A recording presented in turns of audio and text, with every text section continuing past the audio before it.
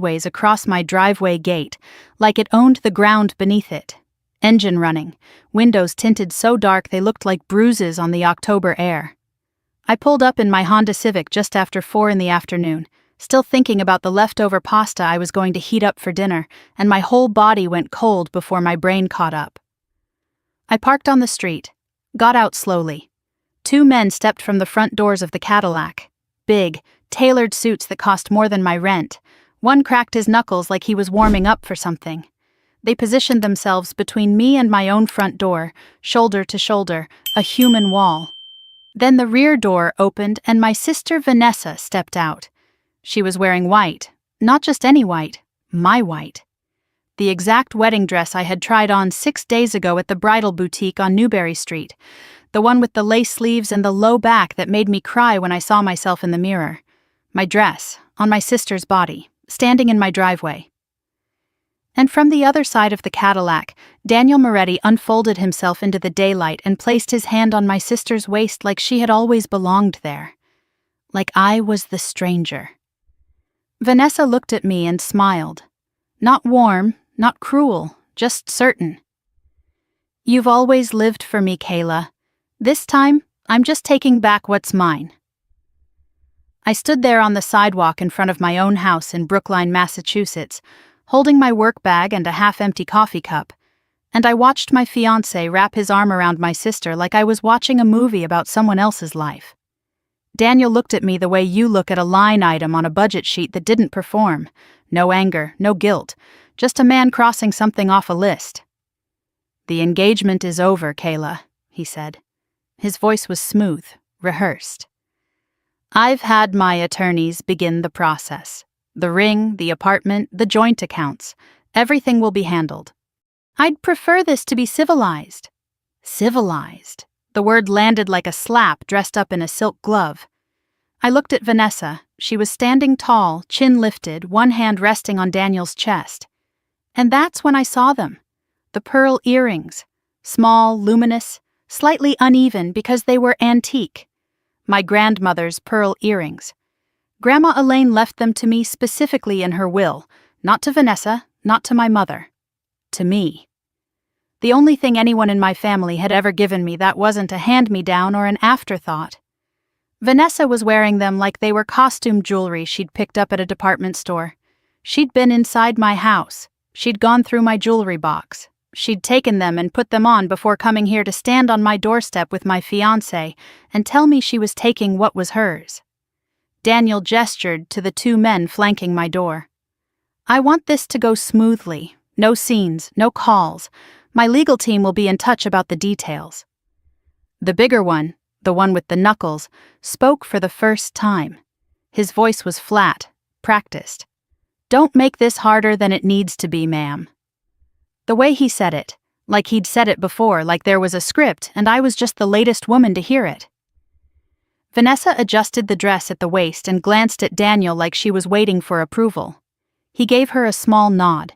She turned back to me. "You should thank me, Kayla. I saved you from finding out the hard way." Then she got back in the Cadillac. Daniel followed. The 2 men climbed into the front seats. The doors closed. The engine revved once and the car pulled away from my gate, turned left at the end of the block, and disappeared behind the row of oak trees that lined Walnut Hill Road. Vanessa did not look back. None of them did. I stood in my driveway holding a cold cup of coffee and listened to the October wind push dead leaves across the pavement. My hands were steady. My breathing was even. I was not going to cry in my own driveway. Not for them. Not for any of them. I looked down at the engagement ring still on my finger. A 4-carat diamond that Daniel had presented to me on one knee at the Liberty Hotel 8 weeks ago, while a string quartet played, and the waitstaff pretended not to watch. I pulled it off slowly and held it in my open palm. It caught the last of the afternoon light. $1.8 million. That's what the lawyers would tell me it was worth when they called in 72 hours demanding its return. I set the ring on the concrete step of my front porch, right next to the welcome mat that said, "Home," in cursive letters. Then I walked inside. The house felt wrong immediately. Not ransacked, surgical. Half the bedroom closet was empty, but the hangers were still evenly spaced, like someone had removed every third item over the course of weeks, so the gaps wouldn't be obvious. The bathroom cabinet was cleaned out. My anxiety medication, my backup glasses. My passport was gone from the desk drawer. The external hard drive where I kept personal files, family photos, tax records, gone. Clothes and jewelry I could understand. Vanessa's pettiness had always had a theatrical quality, a flair for the symbolic. But a passport and a hard drive. That wasn't petty. That was strategic. Someone had been in this house multiple times, removing things piece by piece, and I had never noticed because I trusted the people who had keys. I sat on the edge of my bed and let the silence do what silence does when the noise finally stops. It showed me everything I'd missed. The dress fitting was 6 days ago. Vanessa came with me. She helped me zip up the back. She stood behind me in the mirror and said, "You look beautiful, Kay." She called me Kay, the nickname she used when we were kids sharing a bedroom in our parents' house in Newton, back when I still believed she was my best friend. 6 days ago she zipped up my wedding dress and told me I was beautiful. And the whole time she was already wearing Daniel's ring in private. She'd been sleeping with my fiancé for over a year, and she'd stood behind me in that mirror with steady hands and a smile that never flickered. I picked up my phone. 3 missed calls from my mother, Diane. 1 text message. "Vanessa told us everything. Please don't make this ugly, Kayla. Daniel is a good man. Think about the family." 3 missed calls, and not a single one of them was to ask if I was okay. Not one. Think about the family. That phrase had been the background music of my entire life. Think about the family when I gave up my full scholarship to MIT so my parents could redirect the tuition money to help Vanessa attend BU. Think about the family when I co-signed Vanessa's first business loan at 24 and watched her default on it 8 months later while I kept making the payments. Think about the family when Vanessa borrowed $12,000 for an emergency that turned out to be a down payment on a convertible she crashed 3 months later. Think about the family. Always think about the family. Never think about Kayla. 3 months earlier, I still believed I was the luckiest woman in Boston. I need you to understand that, because what comes next doesn't make sense unless you know how completely I believed the lie. My name is Kayla Bennett. I was 32 years old that summer. I worked as a senior cybersecurity engineer at Meridian Defense Systems, a mid-sized defense contractor headquartered in Boston's Seaport District. I was part of a team building a classified encryption system for a Department of Defense contract worth $2.3 billion. The work was intense, technical, and exactly the kind of thing I was built for. I'd been good at systems my whole life, finding patterns, identifying vulnerabilities, building walls that kept the wrong people out. I just never thought to build those walls around my own heart. Daniel Moretti appeared in my life at a charity gala in July, 2 years before the Cadillac showed up at my gate. I didn't want to go to that gala. I hate galas.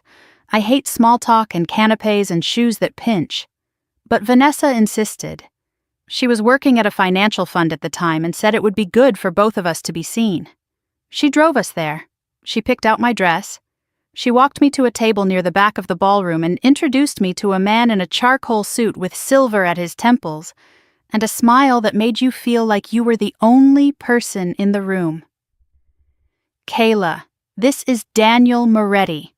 Daniel, this is my little sister, the genius I'm always telling you about." Then Vanessa disappeared for 20 minutes. I didn't think anything of it at the time. Vanessa always disappeared at parties.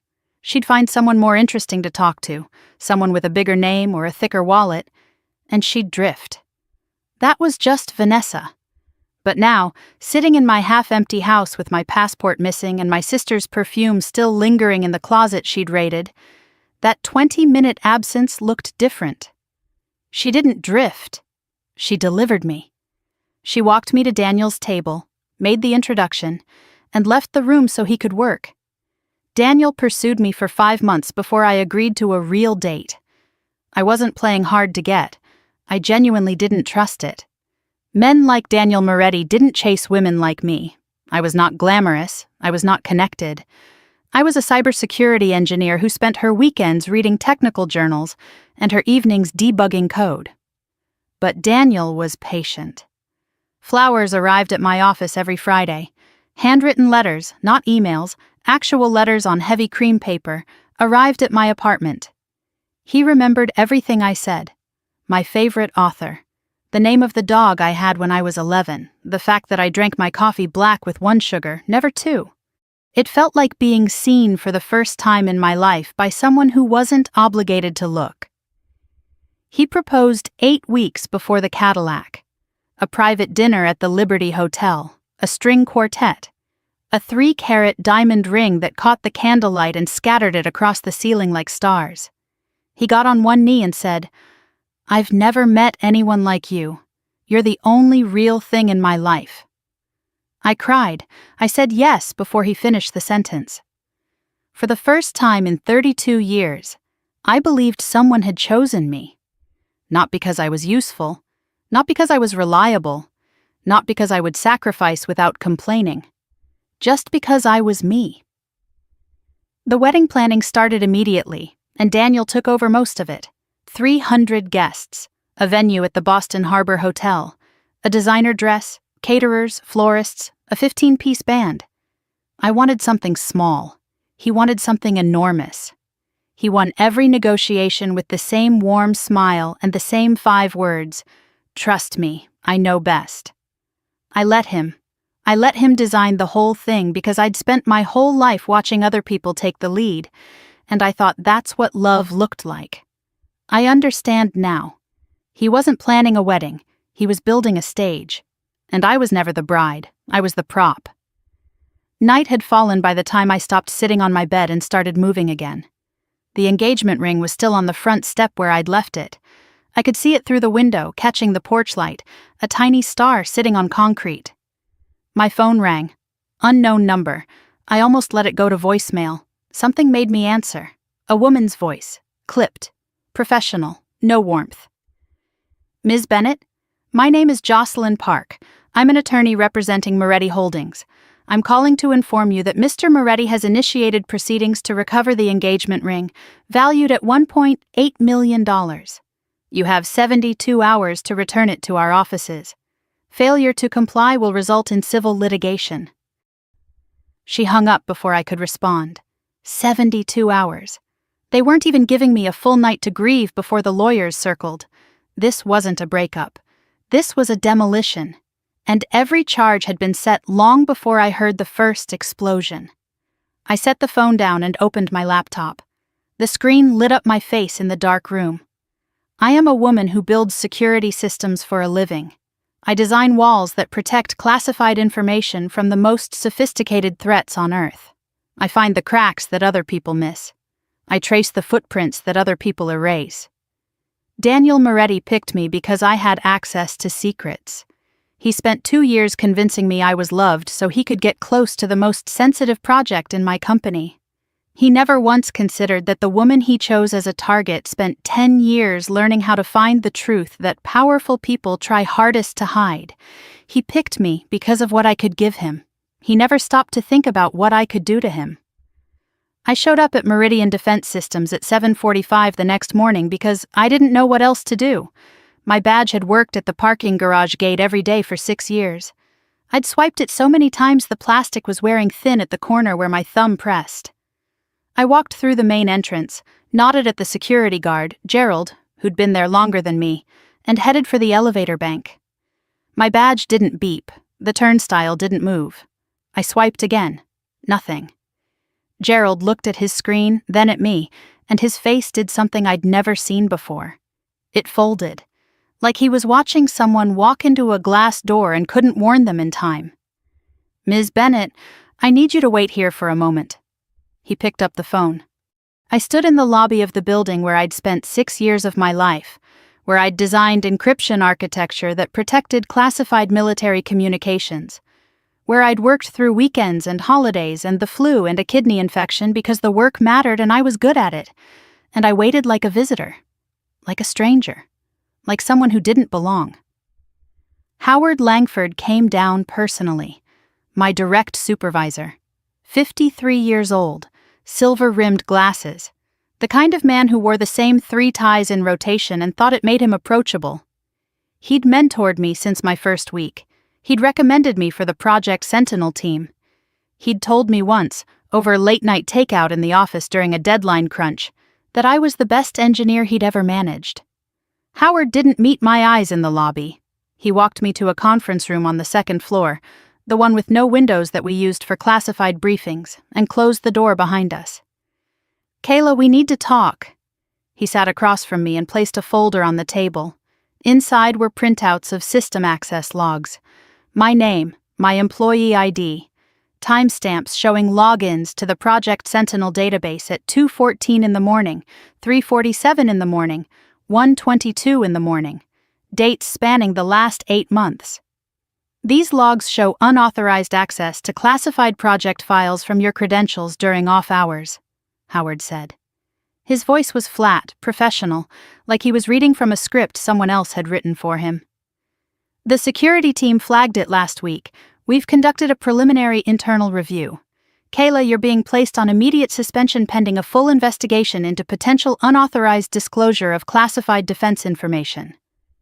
The words didn't register at first. They bounced off the surface of my brain like stones skipping on water. Unauthorized disclosure, suspension. I looked at the timestamps again. 2:14 in the morning, 3:47, 1:22. Those were nights I'd stayed at Daniel's penthouse in Back Bay. Nights I'd fallen asleep in his bed while he told me he loved me and I believed him. My laptop would have been in my bag on the chair by the door. My credentials were saved in the browser because Daniel had watched me type my password once and said, "You should save that, babe.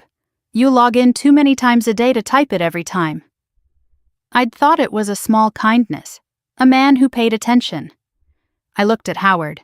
These logins weren't me. "The credentials are yours, Kayla." "Someone used my credentials while I was asleep. Howard, you know me. You know I would never—" "My hands are tied." He closed the folder. "Security has revoked your access. I need your badge, your laptop, and your building key. You'll be contacted by the investigation team within 5 business days." He paused. For a half-second, something flickered behind his glasses. Not guilt, exactly. Something adjacent to it. Then it was gone. "I'm sorry, Kayla, I really am." I handed over my badge, the one with the worn corner, 6 years of swiping reduced to a piece of plastic in a manila envelope. I walked back through the lobby with Howard beside me like an escort, and Gerald the security guard wouldn't look at me. Nobody would look at me. The people I'd worked beside for years suddenly found their shoes fascinating, their phones urgent, the ceiling tiles worthy of deep study. I stepped outside into the October air and stood on the sidewalk and understood, with a clarity that felt like ice water in my veins, that those access logs were fabricated. Someone had used my credentials from a device that wasn't mine, from a location that wasn't my home, on nights when my laptop was within arm's reach of a man who had 2 years to learn my habits, my passwords, my routines, my trust. Daniel didn't just cheat on me. He used me as a key to a locked door, and now he was framing me for opening it. I sat in my car in the Meridian parking garage and made 3 phone calls. The first was to my bank. The joint investment account Daniel and I had opened 9 months ago, the one where I'd deposited my savings as a gesture of trust, was frozen. Not closed, frozen. His name was the primary account holder. Mine was secondary. I had no access. The second call was to the credit card company. The supplementary card Daniel had given me, the one he'd insisted I carry for emergencies and nice things, Kayla, you deserve nice things, was canceled, terminated as of yesterday. The third call was to the property management office for my apartment in Brookline. My apartment. Except it wasn't. The lease was held by Moretti Properties, LLC. Daniel owned the building. I'd known this when I moved in. He'd said it was convenient, romantic even, that he could take care of the lease, and I could just focus on making it feel like home. I'd thought it was generous. It was a leash. The property manager informed me, with the detached politeness of someone reading from a legal notice, that my occupancy agreement would be terminated in 30 days. Mr. Moretti's office has requested the unit be vacated by November 15th. In 24 hours, I had lost my fiancé, my sister, my job, my savings, my credit card, and my home. Each one removed with surgical precision, like organs being harvested from a body that was still breathing. I called my parents from the parking garage. I don't know why. Hope, maybe. Muscle memory. The desperate, childish belief that when everything falls apart, your mother and father will catch you. My father answered on the second ring. "Kayla." His voice was already armored. "Dad, something terrible is happening. Vanessa told us." He cut me off, not gently, like he was closing a door. "She told us about the scene you made at the house yesterday. Kayla, you threw things at Daniel's car. You screamed at Vanessa in front of the neighbors. This is not how we raised you." I hadn't thrown anything. I hadn't screamed. I'd stood on a sidewalk holding a coffee cup and watched my life drive away in a Cadillac. "Dad, that's not what happened. Vanessa is lying. Daniel has been nothing but good to this family." My father's voice hardened, the voice he used when a conversation was over and he was just waiting for the other person to realize it. "He's helped Vanessa's business. He's been generous with your mother and me. And you're going to stand there and tell me the man who gave you a $2 million ring is the villain? Kayla, you need to get control of yourself." I heard my mother in the background. Not her words, just her tone. The soft murmuring she did when she agreed with my father but didn't want to say it out loud. She'd been doing that my entire life, letting Richard Bennett speak for both of them, letting his certainty become hers. "Dad, please listen to me. I've listened enough. Vanessa is upset. Daniel is upset. Your mother is upset. For once in your life, think about someone other than yourself." The line went dead. I sat in the parking garage with the engine off and the windows up, and I breathed, slowly, in and out. The way I'd taught myself to breathe when I was 14, and Vanessa told the entire 8th grade that I'd wet the bed at summer camp, which wasn't true, but truth had never been the point with Vanessa. The point was always to make me smaller. My phone buzzed. A text from an unknown number. 6 words on the screen. "They're not done with you yet. Be careful." I stared at the message for a long time. The number was unfamiliar. The area code was local, 617, Boston. Someone who knew what was happening. Someone who knew more was coming. Someone who, for reasons I couldn't understand, wanted me to be ready. I screenshot the message, saved it to my phone, and drove to the only place I had left to go. Megan Torres opened her apartment door in Scrubs and immediately knew. She didn't ask what happened. She didn't say, "Are you okay?" She looked at my face and stepped aside and said, "Guest room's yours for as long as you need it. I'll put the kettle on." That's Megan. We'd been friends since freshman year at MIT, back when I still had the scholarship before I gave it up for Vanessa. Megan stayed, got her degree, went to nursing school, became an ER nurse at Mass General. She was the kind of person who could hold a bleeding stranger's hand at 3 a.m. and still show up for brunch on Sunday with a smile that hadn't dimmed. She was also the only person in my life who had never once asked me to be less than I was. I told her everything, from the Cadillac to the dress to the earrings to the access logs to the frozen accounts to my father's voice on the phone. Megan listened without interrupting. When I finished, she was quiet for a moment. Then she said, "Kayla, this isn't a breakup, this is an operation. Someone planned this." "I know. What are you going to do?"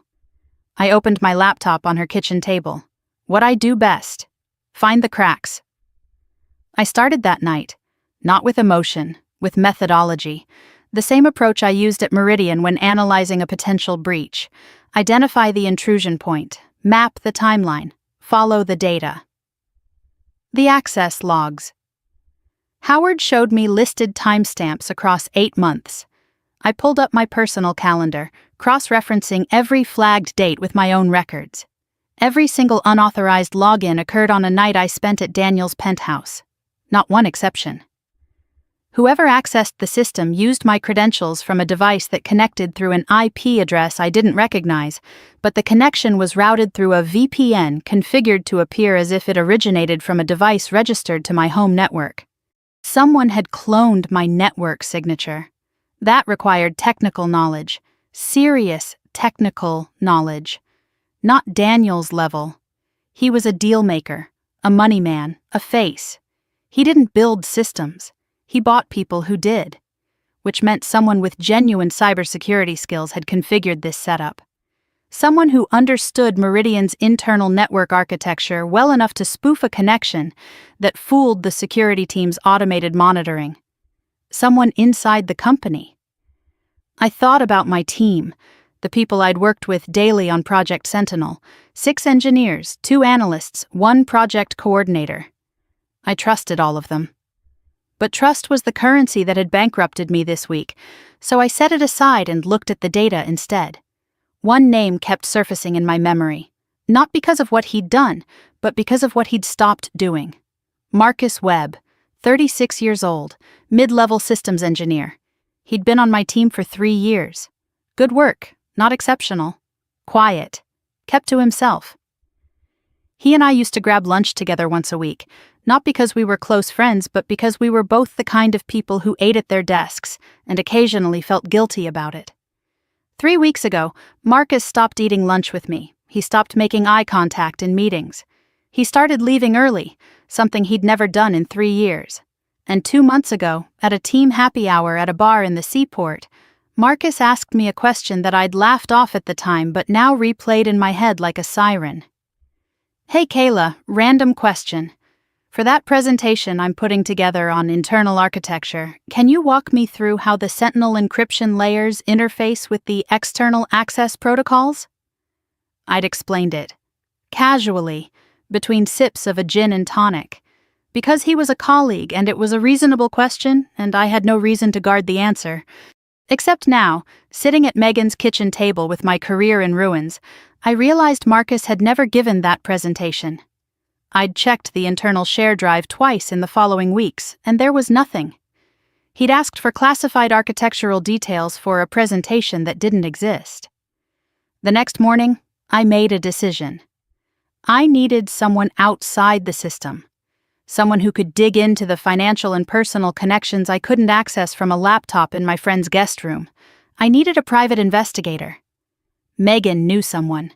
Her uncle's former partner on the Boston police force, a man named Frank DeLuca, 58 years old, retired from the force after 30 years, the last 12 in the financial crimes unit.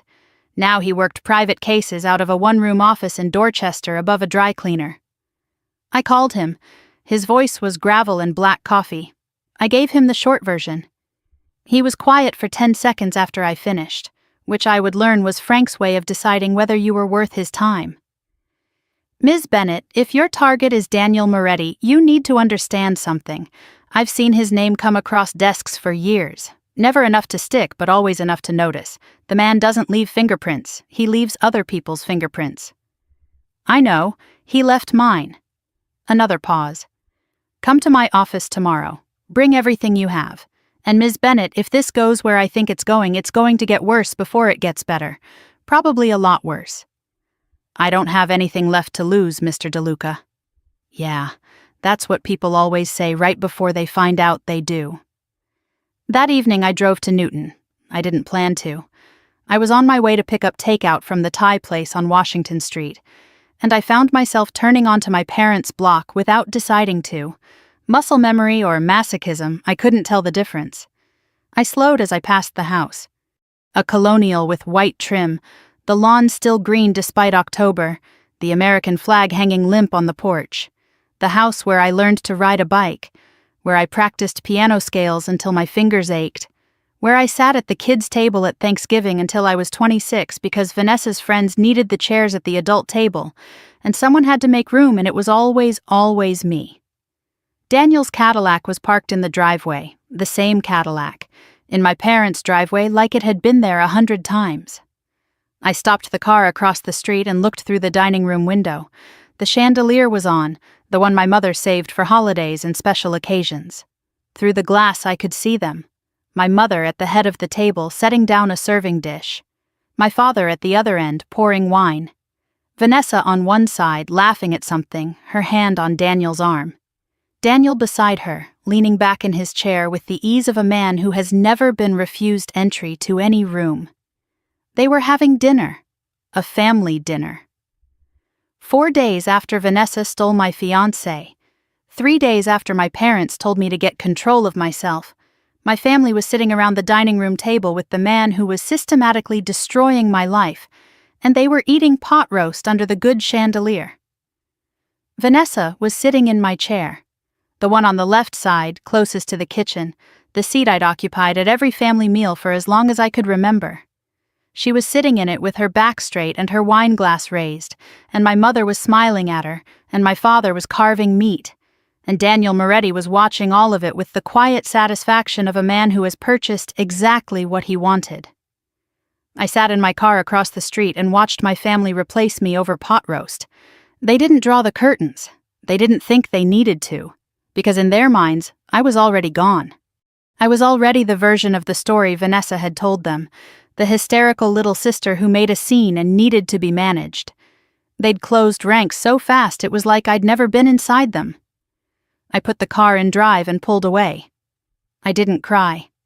I drove back to Megan's apartment, heated up leftover soup, and sat at the kitchen table with my laptop open and Frank DeLuca's number in my phone, and the anonymous text message glowing on the screen beside me. "They're not done with you yet. Be careful." No, they weren't done with me. But I wasn't done either. Not even close. Frank DeLuca's office smelled like old paper and burnt coffee. He'd been working my case for 4 days, and when I walked in that Thursday morning, there were 3 folders on his desk instead of the usual one. He didn't greet me. He just pointed at the chair across from him and slid the first folder over. "Sit down, Ms. Bennett. We've got a lot to cover and none of it's going to make you feel better." Inside the first folder were photographs. Vanessa and Daniel at a restaurant in the Back Bay, her hand on his knee under the table, his mouth close to her ear. A hotel receipt from the Four Seasons dated 14 months ago, charged to a corporate card under Moretti Holdings. Flight manifests showing Vanessa and Daniel on the same private jet to Miami, to Aspen, to the Bahamas, going back 18 months. 18 months.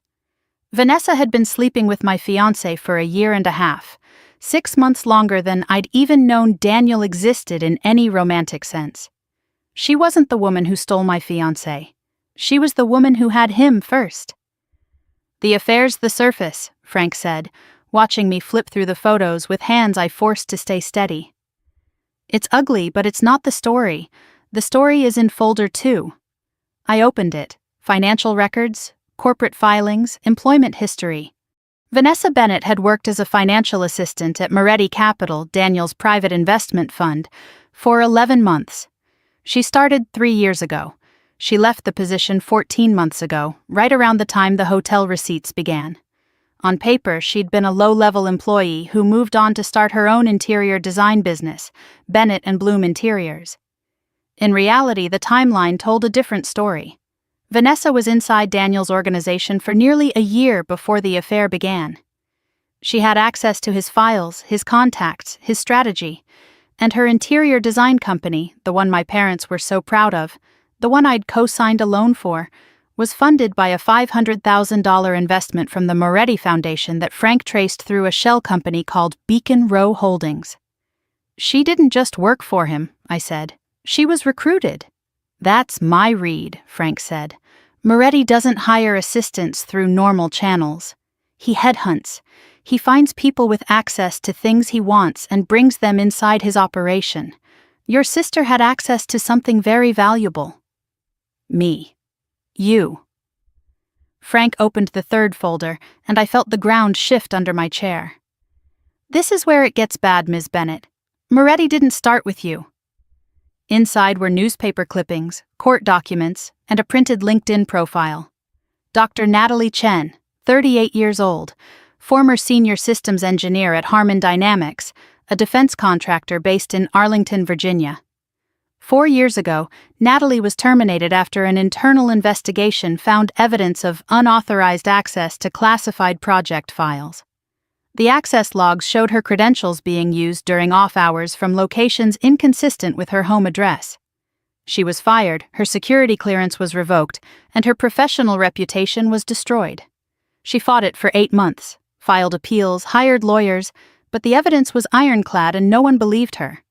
She moved to Baltimore, took a job at a fraction of her former salary, and disappeared from the defense industry entirely. The pattern was identical: the off-hours access logs, the credentials used from a spoofed location, the swift termination, the destroyed career, the isolation. Same method, same result, same architect. "How did you find her?" I asked. Moretti's legal counsel on the Natalie Chen situation was a firm called Hale & Associates. Lead attorney Victor Hale. Same Victor Hale who currently represents Daniel Moretti on all his domestic legal matters. Same Victor Hale whose firm sent you the letter demanding the engagement ring back. Frank leaned forward. "Ms. Bennett, Moretti has a playbook. He targets women with security clearance at defense contractors. He gets close to them through romantic relationships. He extracts what he needs. And when they're used up, he frames them for the breach and moves on. You're not his first target. You're his second, at least." The room felt very small. I looked at Natalie Chen's LinkedIn photo. Dark hair, sharp eyes, a professional smile that didn't quite reach the corners of her mouth. She looked tired. Not the kind of tired that sleep fixes. The kind that settles into your bones when no one believes you for long enough. "I need to talk to her," I said. "Already found her address. She's in Baltimore. Small apartment in Fells Point." Frank paused. "But Kayla, I need to warn you. When I called her to ask about Moretti, she hung up on me. Called back 20 minutes later and said she'd talk, but only in person, and only if I could prove I wasn't working for him. She's scared. 4 years later, she's still scared." "I'll drive to Baltimore tomorrow." "One more thing." Frank's voice dropped. "Last night, I got a call from a contact at Meridian. Off the record. Your suspension didn't originate internally. The investigation into your access logs was initiated after an outside request. Someone contacted Meridian's legal department and recommended they audit your credentials specifically. The request came through a law firm. Hale & Associates. Hale & Associates. My phone rang as I was leaving Frank's office. The caller ID said Meridian Defense. I answered expecting HR or the investigation team. Instead, I heard a voice I knew well. Howard Langford, my supervisor. The man who'd taken my badge and walked me out of the building. But his tone was different now. Lower, faster. Like a man speaking into a phone he didn't want anyone to see him holding. "Kayla, I can't talk long. I need you to listen." "Howard. The investigation into your access logs. It didn't come from security. It didn't come from our team. Someone outside the company made a formal request to our legal department, and legal ordered the audit. I was told to initiate the suspension. I pushed back. I told them your record was impeccable. They said it didn't matter. The request came with documentation that made it impossible to ignore." "Who made the request?" "I can't say that on the phone.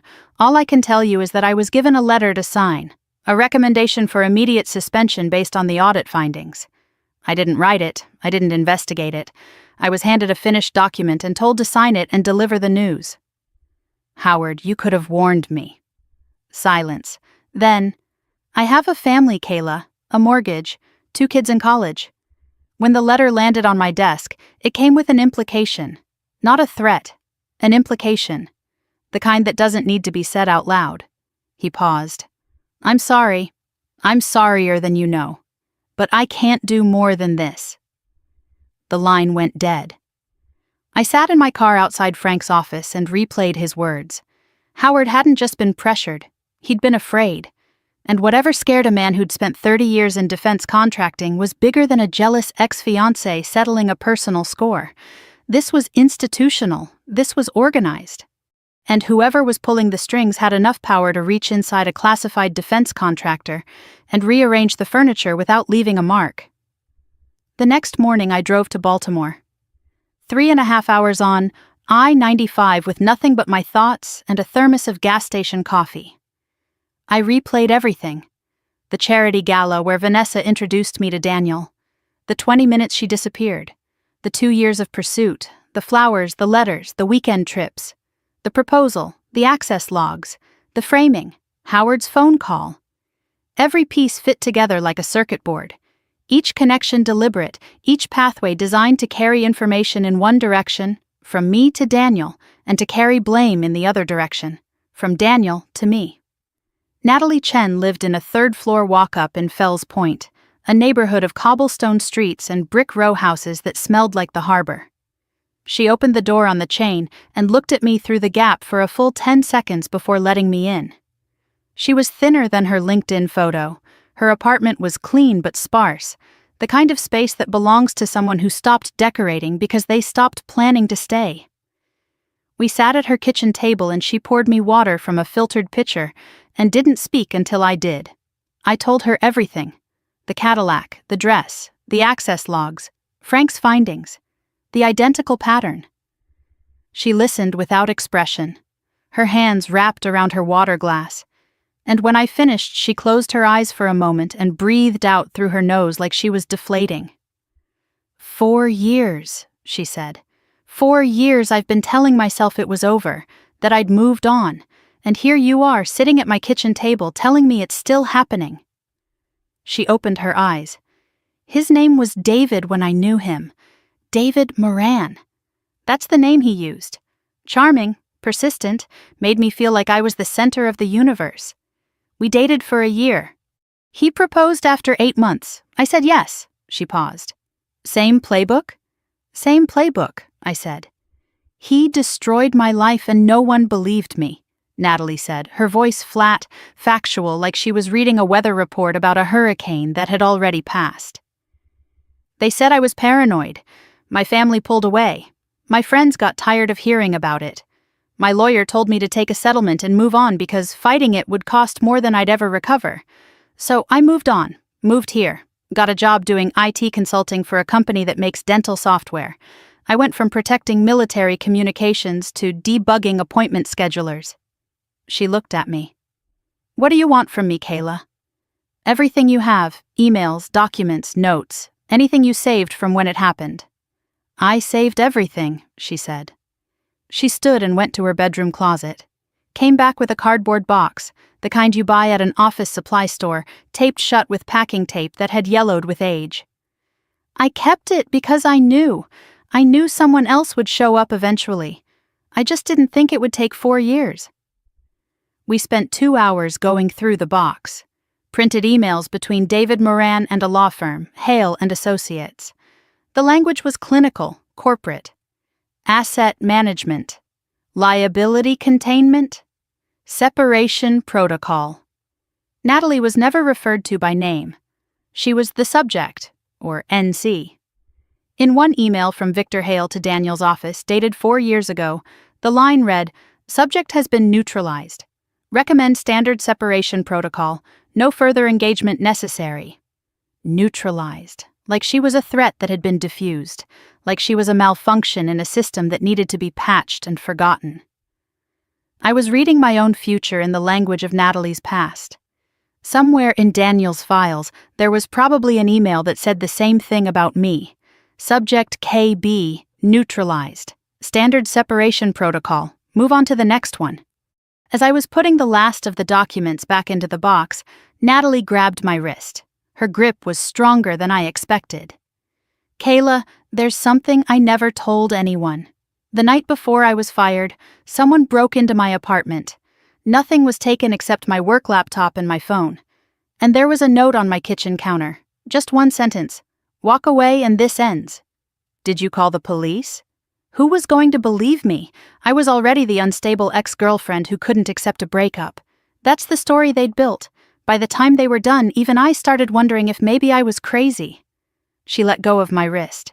Be careful, Kayla. Daniel doesn't just ruin lives. He erases people. And when he's done with you, the world forgets you ever existed. I drove back to Boston with Natalie's box on the passenger seat and her words in my ears. He erases people, not ruins. Erases, like pencil marks on paper, like you were never there at all. 3 days after Marcus Webb confessed to me in the Cambridge Cafe, I was sitting at Megan's kitchen table at 6 a.m, organizing everything I had into a timeline on my laptop, when my burner phone buzzed. Same unknown number as the anonymous message from my first day of exile. This time, the message was longer.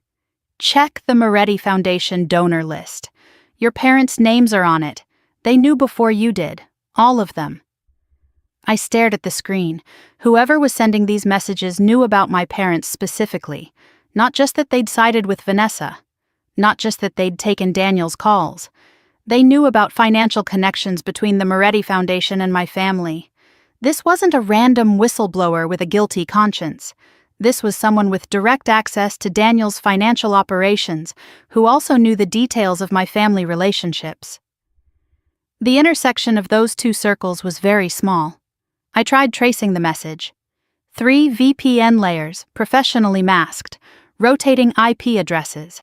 Whoever built this routing knew what they were doing or had hired someone who did. I saved the metadata for analysis and called Frank. He called back at 7. His voice was different. The gravel was still there, but something heavier sat underneath it. Kayla, come to my office, not over the phone. I drove to Dorchester. Frank slid a folder across his desk, and I was starting to understand that Frank communicated bad news the way other people communicated weather. Matter-of-factly, without cushioning, because cushioning wasted time that could be spent doing something about it. Inside the folder were financial records from the Moretti Foundation's public filings, cross-referenced with corporate registration documents Frank had pulled through his contacts. A $500,000 payment from the Moretti Foundation, routed through Beacon Row Holdings, deposited into the operating account of Bennett and Bloom Interiors, Vanessa's company, 6 months before Daniel proposed to me. The investment predates the proposal, Frank said.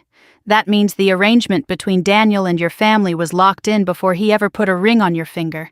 The proposal wasn't the start of anything. It was a milestone in something that had been running for months. My parents knew. Before the ring. Before the gala. Before Daniel kissed me for the first time and told me I was extraordinary. My parents knew he was coming for me, and they took his money and set the table and watched. I drove to Newton without calling ahead. The colonial with the white trim and the American flag looked the same as it always did. Neat and composed. A house that performed stability for the neighbors. My father opened the door, surprised. My mother was in the kitchen. The house smelled like pot roast. Vanessa's favorite, never mine. I walked past my father into the hallway and stopped. On the hallway table, in a silver frame I'd never noticed before, was a photograph of Vanessa and Daniel at what looked like a Moretti Foundation event. Black tie, her arm through his, both smiling. Vanessa's hair was shorter in the photo, the bob she'd worn last year before she grew it out. This photo was at least a year old. It had been sitting on my parents' hallway table, openly displayed for months. I had walked past it every time I visited this house during my engagement to Daniel. I'd walked past a photograph of my fiancé with my sister, and never looked closely enough to see it because it never occurred to me that I needed to. I placed Frank's financial documents on the kitchen table. $500,000, Mom, from Daniel's foundation into Vanessa's company, 6 months before he proposed to me. My mother's hands froze on the dish towel she was holding. My father came in from the hallway, saw the papers, and his jaw tightened the way it always did when reality contradicted the story he preferred. The confrontation lasted 12 minutes. I know because I checked the clock afterward. 12 minutes to dismantle 32 years of illusion. My mother cried, but she did not deny. She called it an investment, not a bribe. She said Daniel believed in Vanessa's potential. She said I was twisting everything because I was hurt. My father was harder, louder, the way he always got when he felt cornered. Daniel brought more to this family in 1 year than you have in 32. He gave Vanessa a chance. He gave us stability. What have you ever given us, Kayla? Bills, worry, a daughter who was always too busy with her computers to pick up the phone. I absorbed it. I'd heard versions of this my whole life. That I wasn't enough. That Vanessa needed more. That the family's needs outweighed mine. But this time there was arithmetic attached. This time I could put a dollar figure on my own erasure. $500,000. That's what my family cost.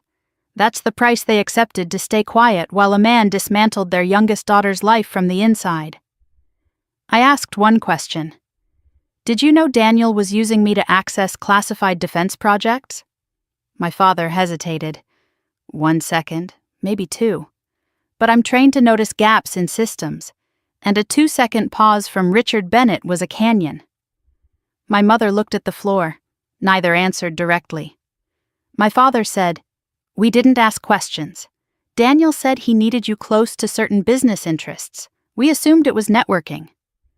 You assumed? You didn't ask, because you didn't care what happened to me as long as the money kept flowing into Vanessa's company. The front door opened. Vanessa walked in carrying a shopping bag and wearing sunglasses pushed up on her head like a crown.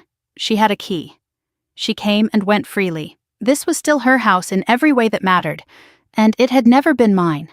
She saw me, saw the documents on the table, saw our mother crying and our father red-faced. She set her bag down on the counter, poured herself a glass of water from the Brita filter, took a sip and said, "You've always lived for me, Kayla. You should be used to it by now. If anything, you should be grateful. I gave your life a purpose." The words landed in the room like a stone dropped into still water. My mother flinched.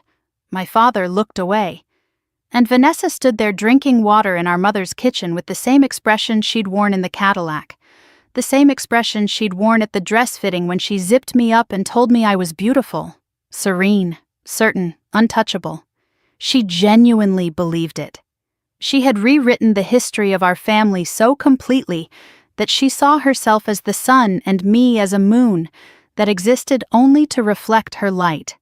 And the silence from both my parents confirmed that they'd been reading the same script. I stood up. I looked at all three of them. My mother clutching a dish towel and crying tears that were for herself, not for me. My father rigid with the self-righteousness of a man who has never once admitted he was wrong. My sister drinking water like this was a Tuesday. "I spent my whole life thinking I wasn't enough for this family," I said. "Turns out I was worth exactly $500,000 to you. Now I know the price, and you're going to wish it was higher." I walked out of that house, and I did not look back. I did not close the door gently. That evening, I met Marcus Webb at the Cambridge Cafe. He looked worse than the last time. Dark circles that looked like bruises, weight loss visible in his neck and wrists, a tremor in his hands when he lifted his coffee cup. He'd been sleeping in his car for 2 nights because he was afraid to go home. He handed me the notarized statement, 8 pages, confirming he'd created the fake access logs under Daniel's coercion. But he wasn't done. He'd been carrying something heavier, and I watched him work up to it the way you watch someone approach the edge of a diving board. "Kayla, when Daniel first contacted me, it wasn't a phone call. It wasn't an email. It was your sister." I set my coffee down. "Vanessa came to a company happy hour about 18 months ago. I didn't know who she was. She was friendly, flirtatious. She knew about my gambling debt, details she couldn't have known unless she had access to background check records or internal HR files. She knew the amount. She knew the creditors. She talked about it casually, like it was something everybody knew, and when I panicked, she told me she knew someone who could make it go away." Marcus's hands trembled. "She introduced me to Daniel 2 weeks later at a private dinner. Daniel offered to clear the full $200,000 in exchange for what he called small favors. I thought it meant data entry or moving some files around. It escalated. Marcus, who else is involved?" He looked at me and I saw something beyond fear. I saw a man standing at the edge of a truth he couldn't take back. "There's someone else inside Meridian, someone higher than me. I never met them directly, but Daniel mentioned them once. He called them Gatekeeper. Said Gatekeeper had been feeding information for over 2 years. Before me. Before you were even engaged." The word settled into the air between us like smoke. Gatekeeper. Someone senior. Someone with clearance above mine. Someone who'd been operating inside Meridian Defense for 2 years without triggering a single alarm. And Daniel trusted this person more than anyone else in his network. More than Vanessa. More than Marcus. "Do you know who it is?" I asked. Marcus shook his head. "All I know is Daniel talked about Gatekeeper like they were untouchable. Like even if everything else fell apart, Gatekeeper would keep the pipeline open." I told Marcus to go to the motel in New Hampshire. I gave him cash and the address Frank had arranged. I told him not to contact anyone except me or Frank. "And Marcus, if you disappear on me, I can't protect you. Do you understand?" He nodded, took the cash, left through the back door. I returned to Megan's apartment at 10 that night. The street was quiet. The kind of early autumn quiet that feels like the city is holding its breath. I parked and walked toward the building entrance and stopped. A black sedan sat 50 yards down the block. Engine off. Lights off. But through the tinted windshield, I could see the faint glow of a phone screen illuminating someone's face. I walked past it without looking directly at it. Memorized the plate number. Went inside. Megan was in the kitchen, standing by the counter with her phone in her hand, and an expression I hadn't seen on her face since the night she told me about her mother's cancer diagnosis. "Kayla, I didn't want to scare you, but that car has been there for 3 nights. And yesterday someone called the front desk at Mass General and asked which shifts I work. They said it was for a legal matter, but they didn't give a name or a firm." I looked through the window. The sedan hadn't moved. Whoever was inside was patient and professional and had been surveilling Megan's apartment long enough to establish a pattern. This wasn't about watching me. They were mapping everyone around me. Megan's schedule, Megan's workplace, Megan's vulnerabilities. She was being profiled, not because she'd done anything, but because she was the last person standing next to me. I photographed the car from the window using a telephoto lens Megan's ex had left behind, ran the plate through a public records database, and hit a dead end. Rental car. Enterprise location in Cambridge. Probably paid with a corporate card that led to a shell company that led to nothing. I sent the plate number to Frank. Then I sat with Megan in the dark living room, blinds drawn, and she said what I'd been dreading. "I'm not going to tell you to stop, but I need you to know that I'm scared." I took her hand. "You're the only person who believed me from the beginning. I won't let them touch you." "I know," she said, "that's what scares me, that you'd put yourself between me and a bullet." We sat in the dark and listened to the city breathe outside the closed blinds, and neither of us said what we were both thinking, that the circle of safety around me was shrinking every day and the people still standing inside it were running out of room. After Megan went to bed, I sat at the kitchen table and stared at my laptop screen until the connection stopped swimming and started forming shapes.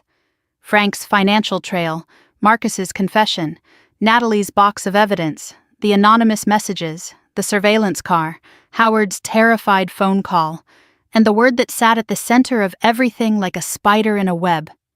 Gatekeeper. Someone senior at Meridian Defense. Someone with level 4 clearance or above. Someone who'd been there longer than me, longer than my engagement, longer than Daniel's interest in Meridian's encryption technology. Someone invisible. I pulled up the Meridian internal directory from memory and started a list of names. Level 4 clearance holders, 6 people in the entire company. I was one. The CTO, the CEO, 2 division directors, and Howard Langford. My phone buzzed. "Marcus, sent 2 minutes ago." "I'm at the motel. I'm safe." "But Kayla, I forgot to tell you something. The hard drive I copied from Daniel's office. I still have it. I was too scared to mention it today. It has everything. Emails, names, dates. Gatekeeper's real identity. I think it's someone you know." I read the message 3 times. Then I closed my eyes and pressed my forehead against the cool surface of the kitchen table and let the weight of it settle over me. Someone I knew. Someone I'd worked beside, eaten lunch with, trusted with my career and my safety and my future. Someone who smiled at me every day while selling me to the man who was dismantling my life. 4 days ago, I had lost everything. Tonight I was closer to the truth than I'd ever been. And the truth I was beginning to understand was going to hurt worse than the lies. I called the FBI field office in Boston at 8:12 in the morning from a burner phone I'd bought at a CVS in Somerville. I asked for the counterintelligence division. The woman who answered transferred me twice, put me on hold for 6 minutes, and I almost hung up because the hold music was a tinny rendition of something classical that sounded like it was being played through a paper towel tube. Then a voice came on. Clear, direct, no filler. Special Agent Rachel Dominguez, Counterintelligence Division. I gave her the compressed version.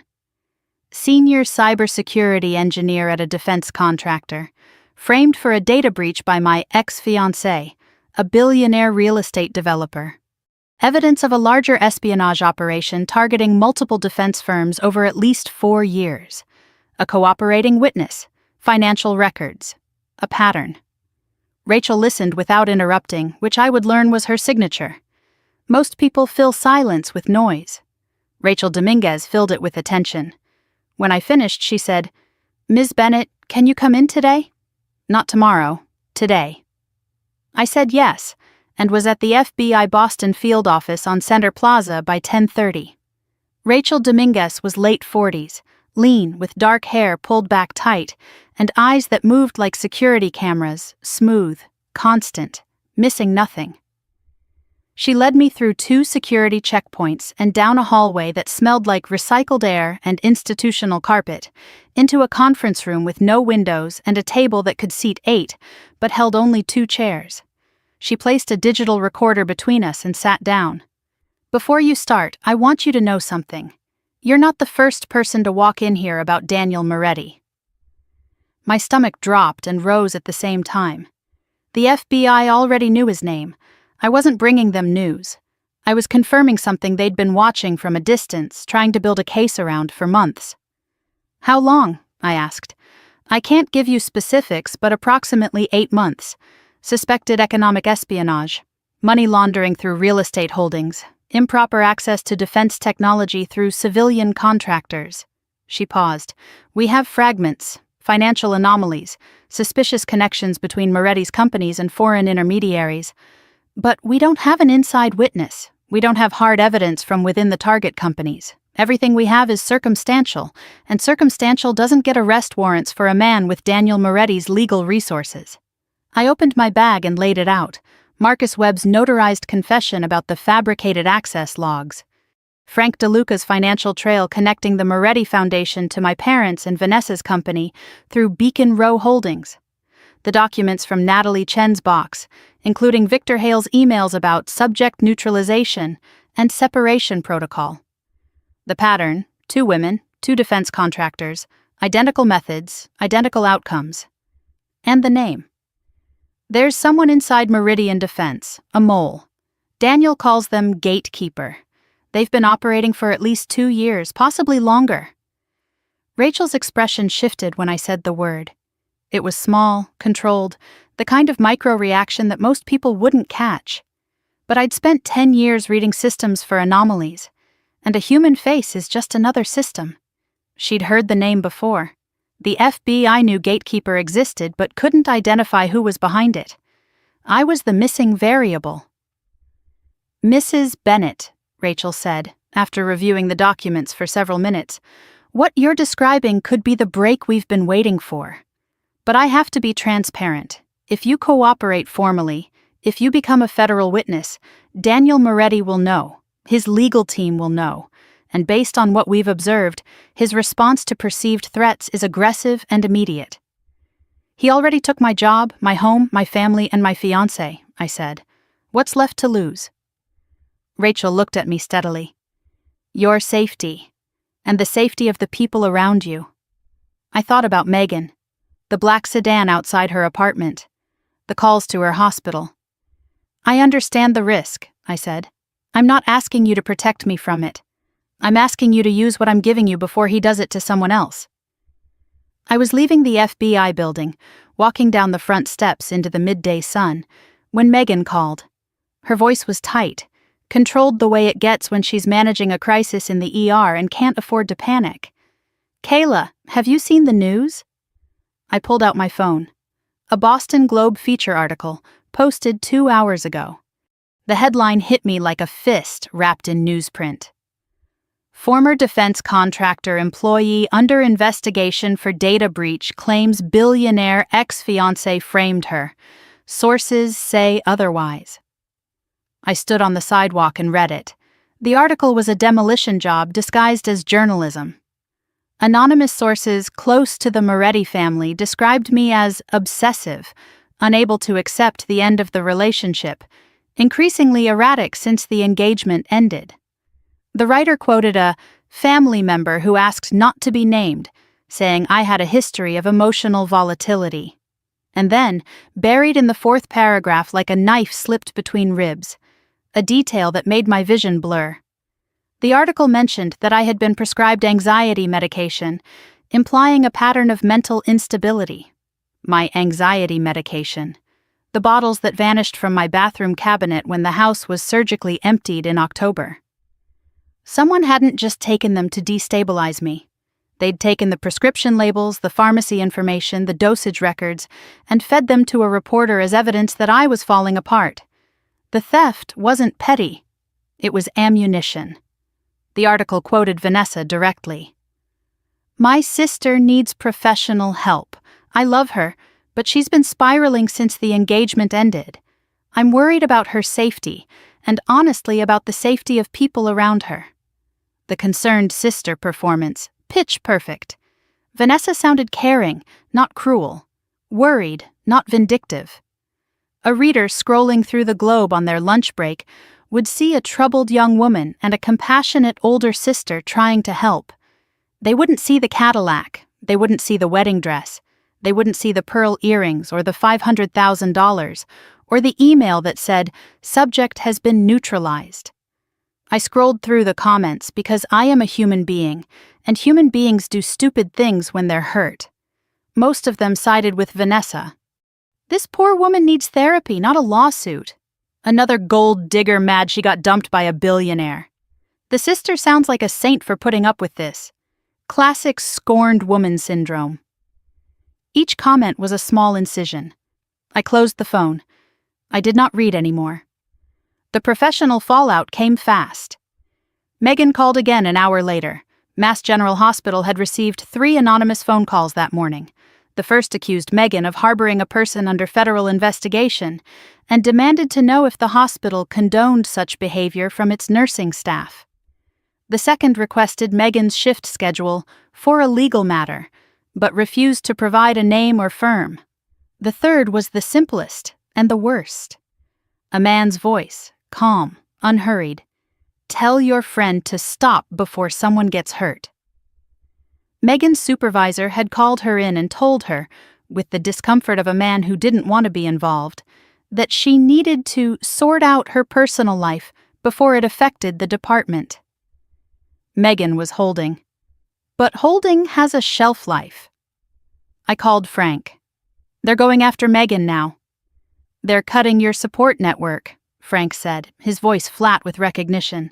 Standard playbook for people with Moretti's resources. Isolate the target, remove every ally, make it so expensive and painful to stand next to you that everyone steps away. Then they crush you alone. How do I stop it? You move faster than they expect. I drove to Baltimore the next morning. Not just to warn Natalie that the FBI investigation was accelerating and her name might surface publicly. I needed her files again, her old emails, her contacts, anything from 4 years ago that might connect to what was happening now. Natalie opened the door looking like she hadn't slept since my last visit. She'd seen the Globe article. "It's happening again," she said. She didn't mean to me, she meant to herself. Watching my story in the news had pulled the stitches out of wounds she'd spent 4 years closing. The same playbook, the media, the anonymous sources, the concerned family members.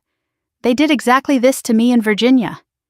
By the time I fought back, no one was listening anymore. Natalie retrieved the box from her closet, the same cardboard box she'd shown me before, but this time she dug deeper, pulling out a flash drive and a stack of handwritten notes she'd made during the worst months. I saved everything because I knew one day someone else would need it, she said. I just didn't think it would take 4 years. I went through the materials at her kitchen table. In the printed email chains between Daniel's office and Victor Hale's firm, I found what I was looking for. The language was clean, corporate, the kind of writing designed to say everything while admitting nothing. Asset management. Liability containment. Recommend standard separation protocol. One email from Hale to Daniel's office read, "Subject has been neutralized. No further engagement necessary. Recommend archiving all communications related to NC and transitioning focus to pipeline development." Pipeline development. That meant there was a process, a system for identifying, targeting, and discarding women. Natalie wasn't a one-time mistake. She was a product line that had been retired and replaced. Natalie grabbed my arm as I was packing the files. Her fingers pressed into my wrist hard enough that I felt her pulse against mine. "Kayla, there's one more thing. Something I never told the lawyers, never told the police, never told anyone." She let go and sat back, crossing her arms like she was holding herself together. The night before I was fired, someone broke into my apartment. I came home and the door was unlocked. Nothing looked wrong at first. But my work laptop was gone. My phone was gone. And on the kitchen counter there was a note. White paper, printed, no handwriting. One sentence. "Walk away, and this ends." Did you report it? To who? By that point I was already the unstable ex-girlfriend, the woman who couldn't accept a breakup. That's the story they built around me, and it was airtight. Any report I filed would have been filed away as evidence of my paranoia. She paused. "Kayla, be careful. Daniel doesn't just ruin lives. He erases people. When he's done with you, the world forgets you existed." I drove back to Boston with her words filling the car like smoke. He erases people. 4 years later, Natalie Chen was alive but invisible. A ghost in a third-floor walk-up doing IT support for a dental software company. Everything she'd built, her career, her credibility, her identity, had been compressed into a single line in a lawyer's email and filed away under neutralized. That night, I tried Marcus. His number rang 6 times and went to voicemail. I tried again. Same thing. I texted, "Marcus, I need confirmation you're okay. Call me." 30 minutes. Nothing. The apartment was quiet. Megan was working a night shift. I sat at the kitchen table with my phone face up on the surface, watching it not ring. I called Frank. He tried the motel directly. The front desk said Marcus checked out 6 hours ago, left in a hurry. Didn't say where he was going, didn't leave a forwarding number, just grabbed his bag and walked to his car and drove. Frank ran Marcus's credit card. Last charge was at a gas station in Concord, New Hampshire, heading north on I-93. After that, nothing. His phone was off or dead. 2 possibilities, Frank said. He panicked and bolted. Or someone found him first. He has the hard drive, Frank. I know. If Daniel's people got to him, that evidence is gone. Gatekeeper's identity is gone. Everything we need to make this case is on that drive. I know that too. Silence on the line. Kayla, we've still got Marcus's notarized statement. We've got my financial records. We've got Natalie's documents. We've got the FBI investigation. The hard drive would have been the crown jewel, but we're not dead in the water without it. We're close to dead. Close isn't dead. I sat in my car in Megan's parking lot after Frank hung up. Rain had started, light and steady, the kind that doesn't know when to stop. I watched it bead on the windshield and thought about Natalie's words. He erases people. Marcus could be erased right now, vanishing into the White Mountains with a hard drive full of evidence and a head full of fear, slowly becoming another person who tried to fight Daniel Moretti and disappeared. For the first time since the Cadillac pulled up to my gate, I considered the possibility that I might lose. That Daniel was too insulated, too connected, too lawyered up to be brought down by one woman with a laptop and a retired cop and a box of 4-year-old emails. That the FBI might be too slow, that Marcus might never surface. That my family would never believe me because believing me would cost them $500,000 and the comfort of the story they'd chosen. The doubt was real, and it was heavy, and it sat on my chest like a stone. Then I went inside, opened my laptop, and looked at the map I'd been building. Names, dates, money flows, connection lines drawn between Daniel, Vanessa, Victor Hale, Marcus, Natalie, Howard, my parents, Meridian Defense. The map was incomplete. It had holes where the hard drive should have been, where Gatekeeper's identity should have been. But it was more than Natalie ever had, more than anyone had ever assembled against Daniel Moretti. And I had something else. Something Daniel's algorithms hadn't accounted for. I knew the pattern now. I'd seen it from the inside, and from 4 years in the past, and from the wreckage of 2 women's lives. I knew how he operated, how he selected, how he approached, how he extracted, how he framed, how he erased. And patterns, once identified, can be predicted. And predictions can be weaponized. Just before midnight, my burner phone lit up. Same unknown number, longer message this time. Marcus is alive. He ran on his own. The hard drive is still with him. But you need to find him before Friday. After Friday, it won't matter. Daniel is planning to leave the country. Once he's gone, Gatekeeper disappears, and you'll never prove anything. You're running out of time. I read it 3 times, screenshotted it, sent it to Frank and Rachel simultaneously. Then, for the first time, I typed a reply. Who are you? 3 dots appeared on the screen. Someone was typing. My heart hammered against my ribs. The dots pulsed for 5 seconds. 10, 15. Then they stopped. No message came. Whoever was feeding me information had just handed me a clock. 4 days. 4 days to find Marcus, recover the hard drive, expose Gatekeeper, and bring down a man who had spent a decade erasing women like me. I didn't know if 4 days was enough, but I knew one thing with the kind of certainty that lives in your bones, not your brain. I was done waiting for someone else to save me. Wednesday morning, 2 days before the anonymous sender's Friday deadline. Frank picked me up at Megan's apartment at 6 a.m. in his 10-year-old Ford Taurus that smelled like pine air freshener and the ghost of 1,000 stakeouts. We drove north on I-93 toward New Hampshire, chasing a man who didn't want to be found with evidence that could bring down an empire. The motel in Nashua was a 2-story cinder block rectangle off Route 101A, the kind of place that charged by the night and didn't ask questions. Marcus's room had been cleaned. The front desk clerk, a woman in her 60s with reading glasses on a chain, confirmed he'd left around 4 p.m. 2 days ago. Alone. Looked agitated. Carried a backpack and a laptop bag. Didn't say where he was going.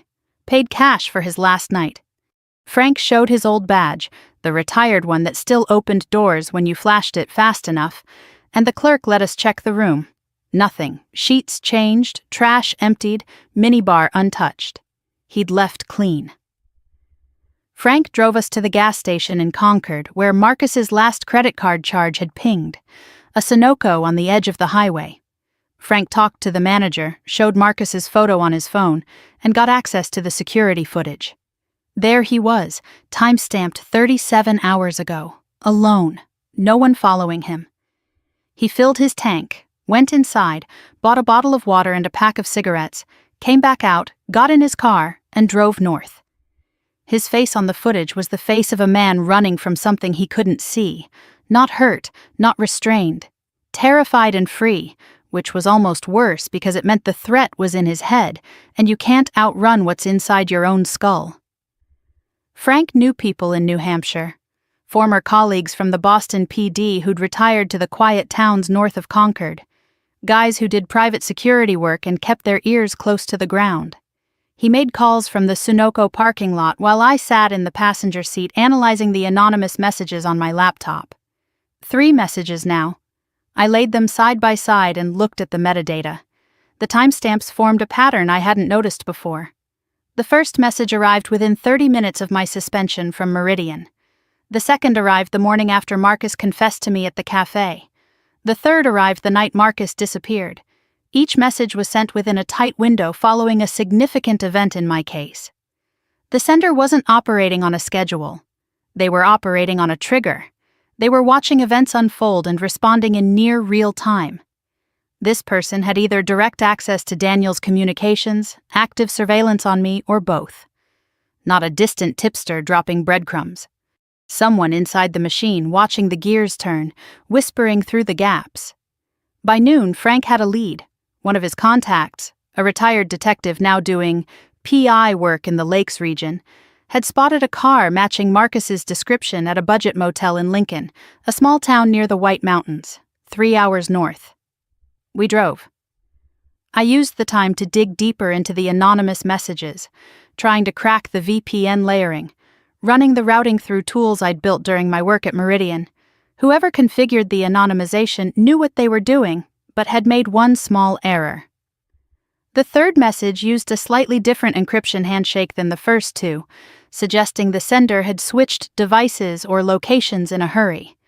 The error was tiny, invisible to most analysis, but I wasn't most analysts. I flagged it and moved on.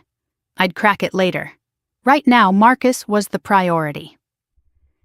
We arrived at the Lincoln Motel at 3 in the afternoon, a place called the Timberline Lodge, though there was no timber and no lodge, just a long row of doors painted green against a backdrop of mountains turning orange and red with autumn.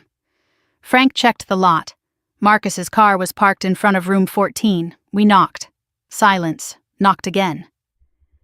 The curtain moved. A face appeared in the gap between the fabric and the window frame. Hollow eyes, 3 days of stubble, skin the color of old paper. Marcus opened the door. He looked like he'd been buried alive and had just finished digging himself out. But the backpack was there, sitting on the bed behind him. And inside it, visible through the half-open zipper, was a black hard drive case. Marcus talked fast, the way people do when they've been alone with fear for too long and finally have someone to pour it into.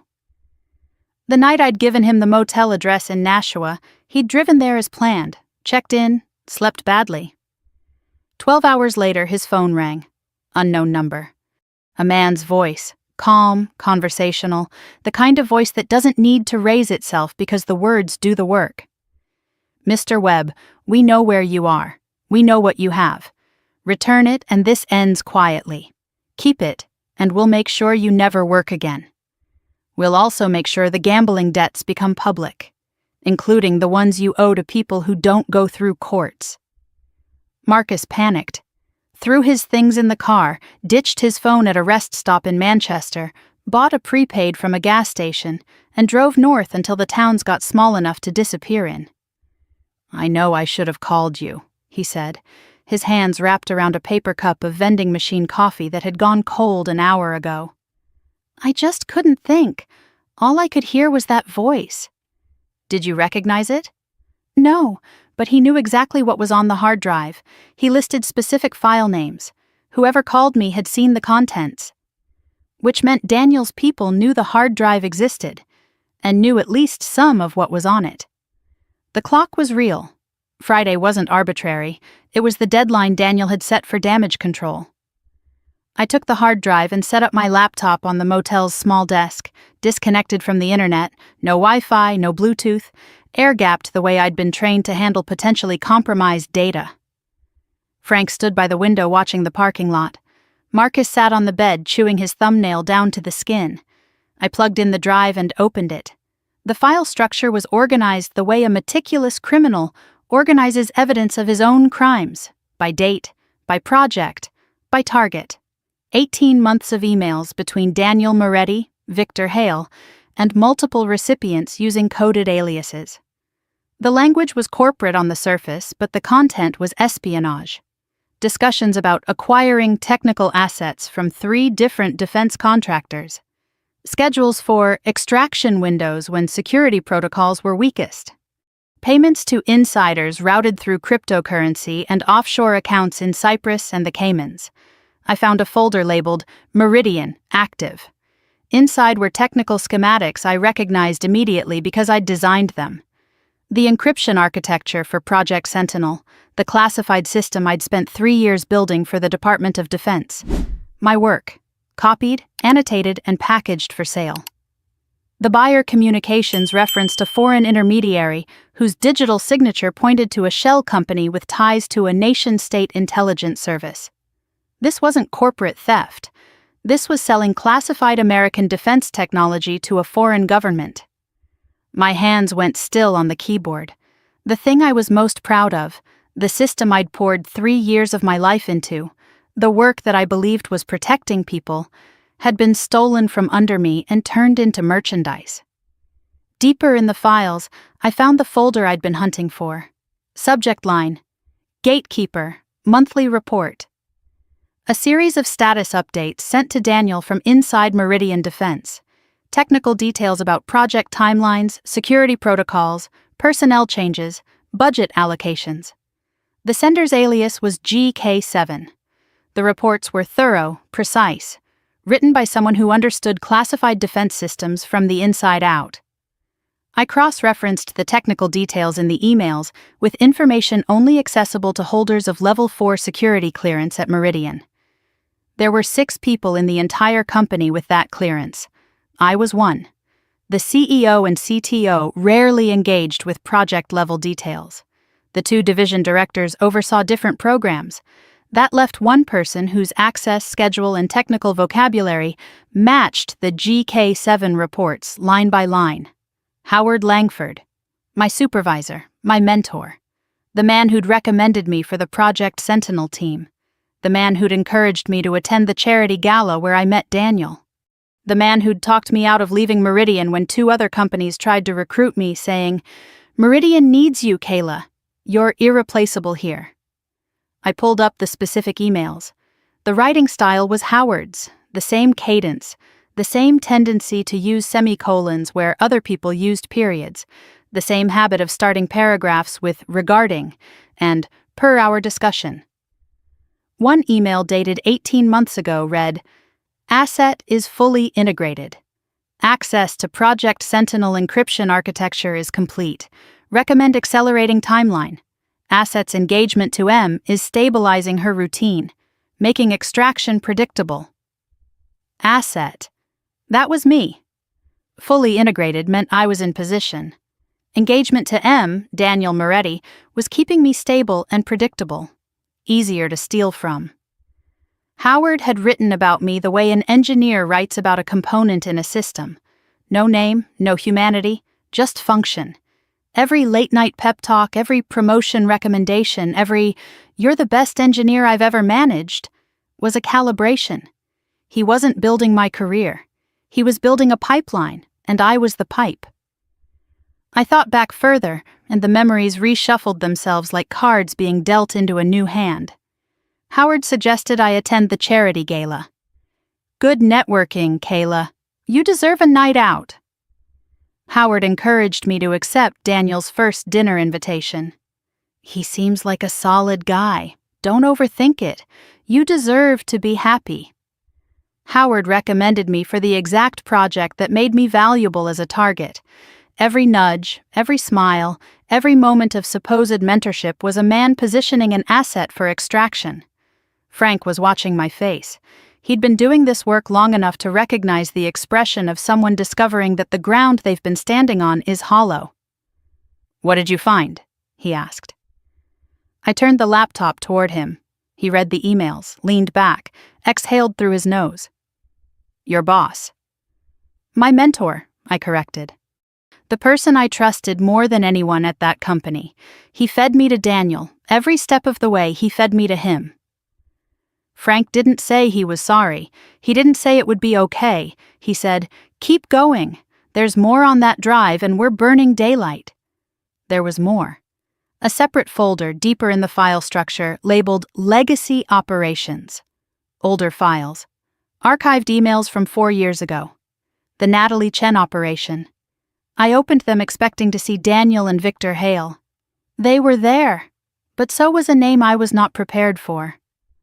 V. Bennett. My sister was CC'd on 12 emails related to the Natalie Chen operation.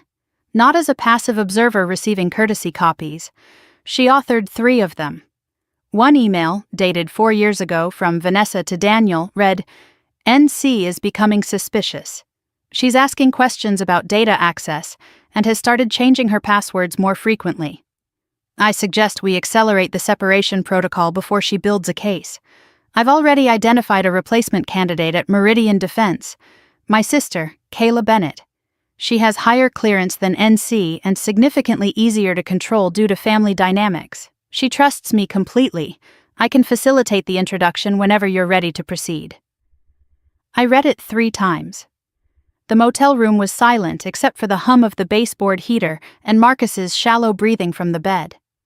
Vanessa didn't stumble into this. She didn't get swept up in Daniel's scheme and go along reluctantly. She identified me as the next target. She wrote the email. She used the words, easier to control. She wrote, she trusts me completely as a selling point, the way a real estate agent describes a property's best feature. My trust in my own sister was the asset she offered Daniel to secure her place in his operation. I closed the laptop very slowly.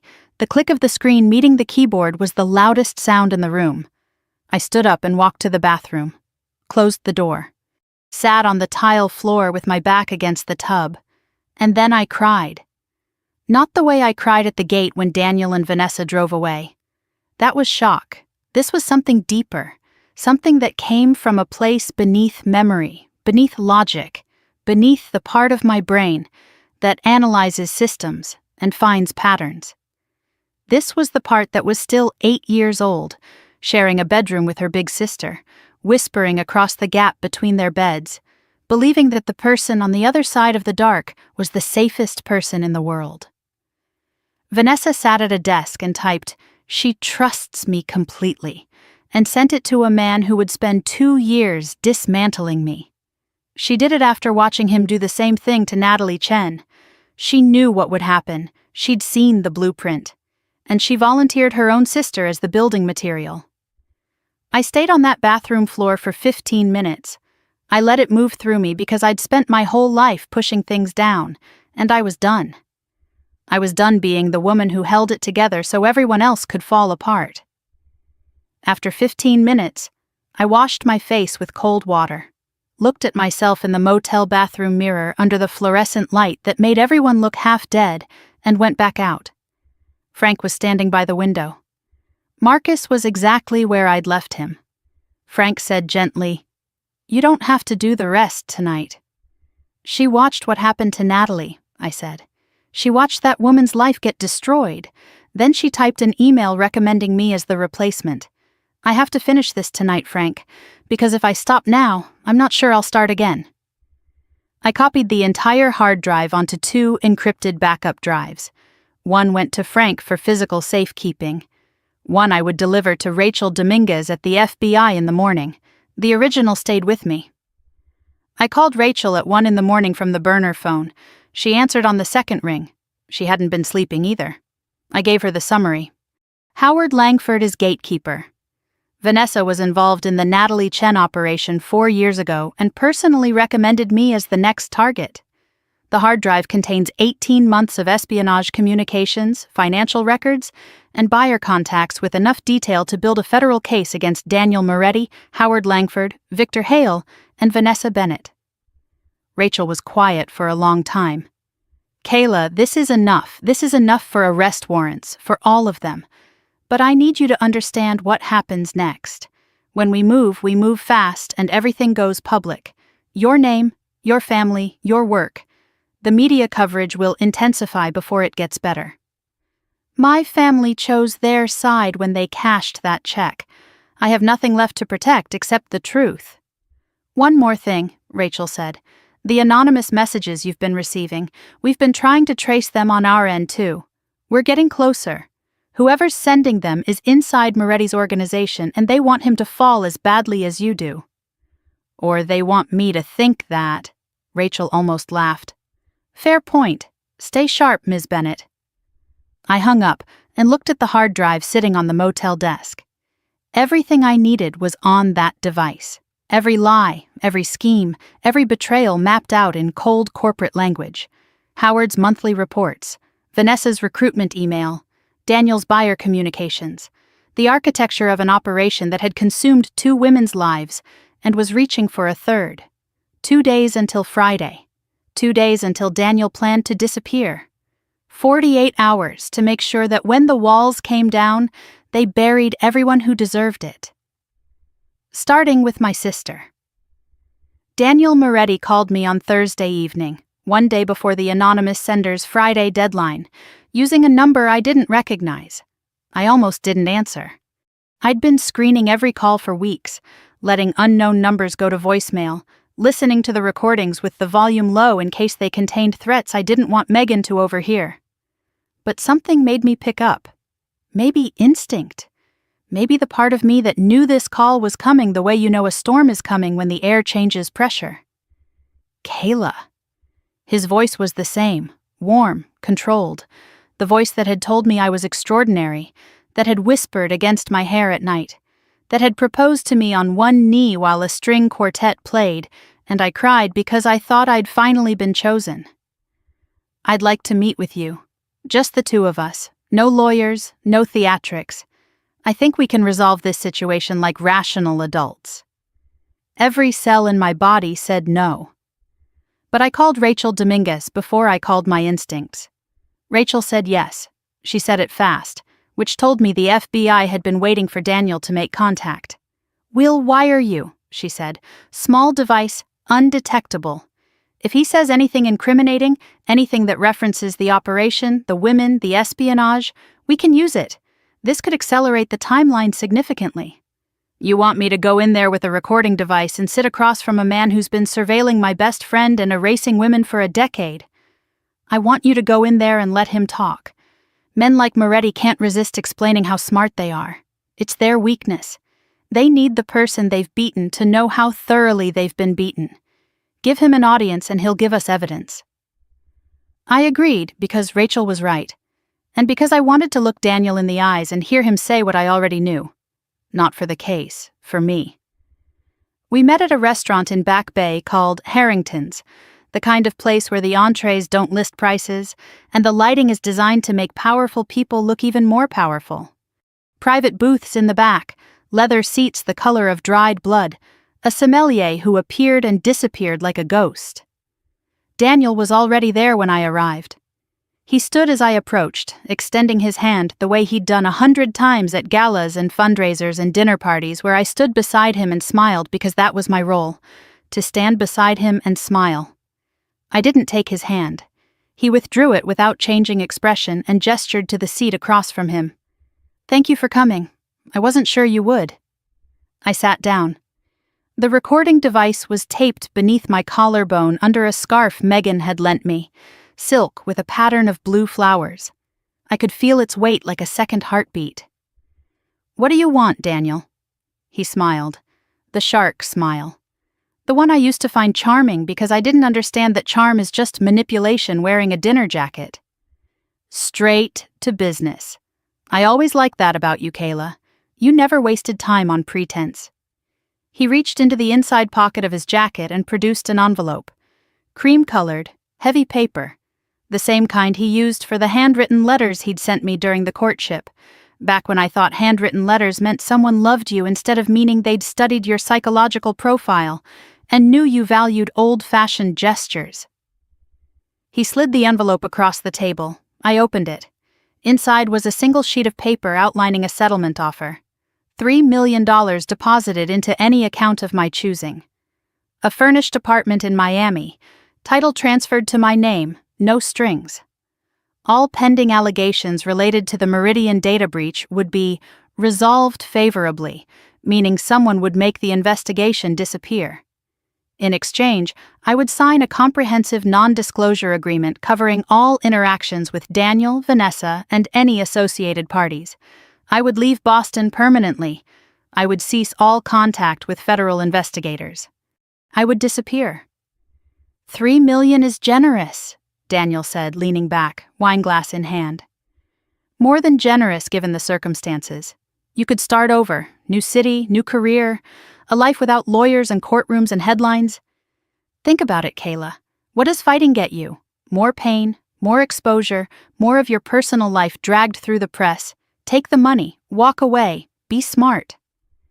I looked at the paper and I thought about what $3 million could buy. A house with no one else's name on the mortgage. A decade of financial security. Distance from the family that sold me. A quiet life somewhere warm where no one knew my name or my story. It would be so easy. That was the design. Daniel had spent his career understanding what people wanted and offering it to them at the exact moment their resistance was lowest. He knew I was tired. He knew I was broke. He knew I was sleeping in my friend's guest room and eating cereal for dinner and checking my rearview mirror every time I drove. He was offering me an exit because he believed exhaustion was a form of consent. "You're smart, Kayla," he continued, reading my silence as calculation. "Smarter than Natalie was. Don't end up like her." There it was. Natalie's name in his mouth, spoken casually, like a cautionary tale, like a footnote in a business report. Don't end up like her. The woman whose life he dismantled and filed under neutralized. He said her name the way you mention a discontinued product line, something that used to be useful and wasn't anymore. The recording device pressed against my collarbone like a promise. "How many women, Daniel?" I asked. My voice was level, conversational. "How many before Natalie? How many between Natalie and me?" His smile didn't waver, but it changed texture. The warmth drained out, and what was left was something harder, something closer to the real face beneath all the tailoring and the wine and the handwritten letters. "Enough to know how this ends," he said. "You can't fight this. You don't have the resources. You don't have the connections. You don't have the infrastructure. I've been doing this for a very long time, and every woman who's tried to stand up has ended up exactly where Natalie ended up. Alone, broke, forgotten." Is that a threat? It's a pattern. Patterns don't lie. You of all people should know that. I stood up, picked up the envelope, held it for a moment so the recording could capture the paper rustling. Then I tore it in half and set the pieces on the table between his wine glass and his bread plate. "I'm not Natalie," I said. "And I'm not signing anything. You can take your $3 million and your Miami apartment and your NDA and you can choke on them." Daniel's smile vanished. For 1 second, maybe less, I saw something behind his eyes that he'd kept locked away for the entire performance. Rage. Pure, concentrated. The rage of a man who has never been told no by someone he considered beneath him. Then it was gone, replaced by the mask, but I'd seen it, and the device on my chest had heard everything.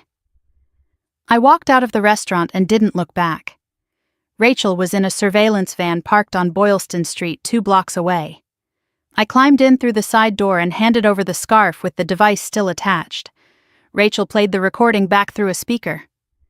When Daniel's voice said, "Enough to know how this ends, and every woman who's tried to stand up has ended up exactly where Natalie ended up," Rachel paused the playback and looked at me.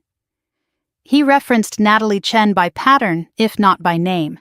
He described a repeated method, and he implicitly threatened you with the same outcome. This isn't a confession, but it's close. Combined with the hard drive evidence and Marcus's testimony, it paints a picture that no jury will misread. I nodded. I felt hollow. Not defeated, just emptied, the way a room feels after you've moved all the furniture out and can finally hear the echo. What happens now? We're preparing the warrants. The hard drive gave us what we needed for Howard Langford and the espionage charges. The recording strengthens the case against Daniel personally. We're moving as fast as the system allows. She paused. But there's something you should know. Daniel just retained a new legal team, a heavy-hitting firm out of New York that specializes in defamation and civil litigation. They're preparing to file a lawsuit. Against me. Filed by Vanessa. But the legal strategy and funding is Daniel's. The suit will allege defamation, intentional infliction of emotional distress, and harassment. It's designed to drain your resources and discredit you publicly before we can bring the federal charges. That night, Vanessa called me. It was the first time I'd heard her voice directly since the day at the gate. I was sitting on Megan's couch with a bowl of soup going cold on the coffee table, and my laptop open to a page I wasn't reading. Her name didn't appear on the caller ID, just a number. But I knew it was her the moment I heard breathing on the other end, the particular rhythm of someone who has something to say and no idea how to begin. Kayla. She said my name like she was testing whether it still worked in her mouth. What do you want, Vanessa? I need you to listen to me. Take the money. Whatever Daniel offered you, take it and leave Boston. You don't understand how dangerous he is. I almost laughed. I don't understand? Vanessa, I've spent the last 3 weeks understanding exactly how dangerous he is while you helped him do it. I know what you think of me. I know what you found. But Kayla, there are things about Daniel and me that you don't know. Things that aren't in any email. Her voice was different. Not the cool, certain Vanessa from the Cadillac. Not the serene Vanessa drinking water in our mother's kitchen. This Vanessa sounded thin, the way a wire sounds right before it snaps. I'm also trapped. I've been trapped for years. He has things on me that would destroy what's left of my life. I did what he told me to do because the alternative was worse. The alternative to selling your sister? Silence. Then, barely a whisper. Yes. I closed my eyes. Some part of me, some stupid, stubborn 8-year-old part that still remembered sharing a bedroom and whispering across the dark, wanted to believe her.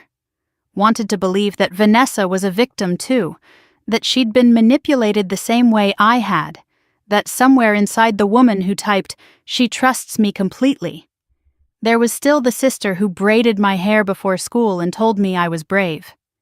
But I couldn't afford that part of me right now. That part had cost me everything. You filed a lawsuit against me, Vanessa. You're suing me for defamation while I'm trying to prove that your boyfriend ran a federal espionage operation. Daniel's lawyers drew it up. I didn't have a choice. You always had a choice. You just kept making the wrong one. I hung up. My hands were shaking, not from fear but from the effort of holding a door shut that part of me wanted desperately to open. Friday morning, the day the anonymous sender warned that Daniel would try to leave the country. I delivered the second encrypted backup of the hard drive to Rachel Dominguez at the FBI field office at 7 a.m. She took it with both hands like it was made of glass. My team has been analyzing the first copy since you gave it to Frank 2 days ago, she said. I need to walk you through what we've found. We sat in the same windowless conference room where I'd first told her my story. Rachel opened a laptop and projected the file structure onto the wall. The hard drive contains 18 months of communications confirming economic espionage, conspiracy, and theft of classified defense technology. Daniel Moretti coordinated operations targeting at least 3 defense contractors, including Meridian Defense and Harmon Dynamics in Virginia, where Natalie Chen worked. He used romantic relationships with women who held security clearances to gain access to classified systems, then framed them for the breaches when they were no longer useful. She clicked through the files. The buyer communications reference a foreign intermediary we've traced to an entity with documented ties to a foreign intelligence service. This elevates the charges from corporate espionage to national security. Daniel Moretti wasn't just stealing technology, he was selling American defense secrets. Rachel clicked to a new screen. Howard Langford's communications as gatekeeper are extensive. Monthly reports, technical schematics, personnel files. He's been operating inside Meridian for at least 3 years, possibly longer. His compensation was routed through cryptocurrency to an offshore account in Cyprus. Total payments we've identified so far, approximately $700,000. She turned to me. And then there's your sister. The next screen showed Vanessa's emails, the ones I'd already read. NC is becoming suspicious. I've identified a replacement candidate. She trusts me completely. Vanessa Bennett participated knowingly in the Natalie Chen operation 4 years ago and actively recruited you as the replacement target. She received direct payments from Moretti Holdings, totaling approximately $350,000 over the past 4 years, in addition to the $500,000 invested in her company through the foundation. Rachel closed the laptop. We have enough for arrest warrants: Daniel Moretti, Howard Langford, Victor Hale, and Vanessa Bennett. My team is drafting the warrant applications today. A federal judge is standing by to review them. What about the Friday deadline? I asked. The anonymous messages said Daniel is planning to leave the country. Rachel nodded. We've been monitoring his travel arrangements. He has a private jet reserved at Hanscom Field for tomorrow evening, filed a flight plan to London with a connecting charter to Zurich. If he reaches Switzerland, extradition becomes significantly more complicated. Can you stop him? We've requested a travel hold through the federal court. It should be in place by end of business today. His passport will be flagged, but until the warrants are signed and executed, he's technically still a free man. We're moving fast, but the legal process has its own speed. What do you need from me? Right now, I need you to prepare for what happens when the warrants are executed. If Daniel's lawyers are filing a civil suit through Vanessa, that proceeding will likely be underway when we move. It's going to be very public and very ugly. You need a lawyer for the civil case. I can't afford a lawyer. I know, but I have a name, Teresa Kwong, civil rights attorney. She's handled cases involving corporate retaliation and abuse of legal process. She sometimes takes pro bono cases that align with her advocacy work. I've already made a call. She's expecting to hear from you. I called Teresa Kwong from the FBI parking lot. She answered on the first ring, which told me Rachel hadn't just made a call. She'd made a case. Teresa's voice was calm and precise, the kind of calm that comes from years of walking into courtrooms where the other side had more money, more lawyers, and more power, and winning anyway. Ms. Bennett, Agent Dominguez briefed me on your situation. I've reviewed the publicly available information and I'd like to help. Pro bono, no strings. Why? Because I've seen this pattern before, powerful men using civil litigation to silence the women they've harmed. Defamation suits, restraining orders, harassment claims. They weaponize the legal system and most victims can't afford to fight back, so the suits succeed by default. I don't let that happen when I can help it. We met that afternoon at a coffee shop in Chinatown. Teresa was in her 40s, small, with sharp eyes behind wire-framed glasses, and a handshake that could crack a walnut. She'd reviewed the defamation complaint Vanessa's lawyers had filed. It's boilerplate intimidation, Teresa said, flipping through the document. They're alleging that you made defamatory statements about Vanessa and Daniel to third parties, including federal investigators. They're claiming emotional distress. They want a restraining order and $2 million in damages. Can they win? Not if we have the evidence you say we have. A defamation claim requires the plaintiff to prove that the statements were false. If what you told the FBI is true, and the hard drive confirms it, then truth is an absolute defense. But here's the thing, Kayla. They don't need to win. They just need to get you into a courtroom, tie you up in depositions and motions and hearings, drain your energy, and make you look like the aggressor while Vanessa plays the victim. The lawsuit isn't about justice. It's a performance. So what do we do? Teresa smiled. It wasn't warm. It was the kind of smile a chess player makes when they see the board shifting in their favor. We let them perform. We let Vanessa take the stand and tell the court how her little sister has been harassing her and making false accusations. We let Victor Hale's legal team present their case, and then we present ours. Marcus Webb gave his formal testimony to the FBI that afternoon. Rachel arranged for him to come to the field office under escort from the New Hampshire safe location. I wasn't present for the testimony itself, but Rachel briefed me afterward. Marcus confirmed everything, the fabricated access logs.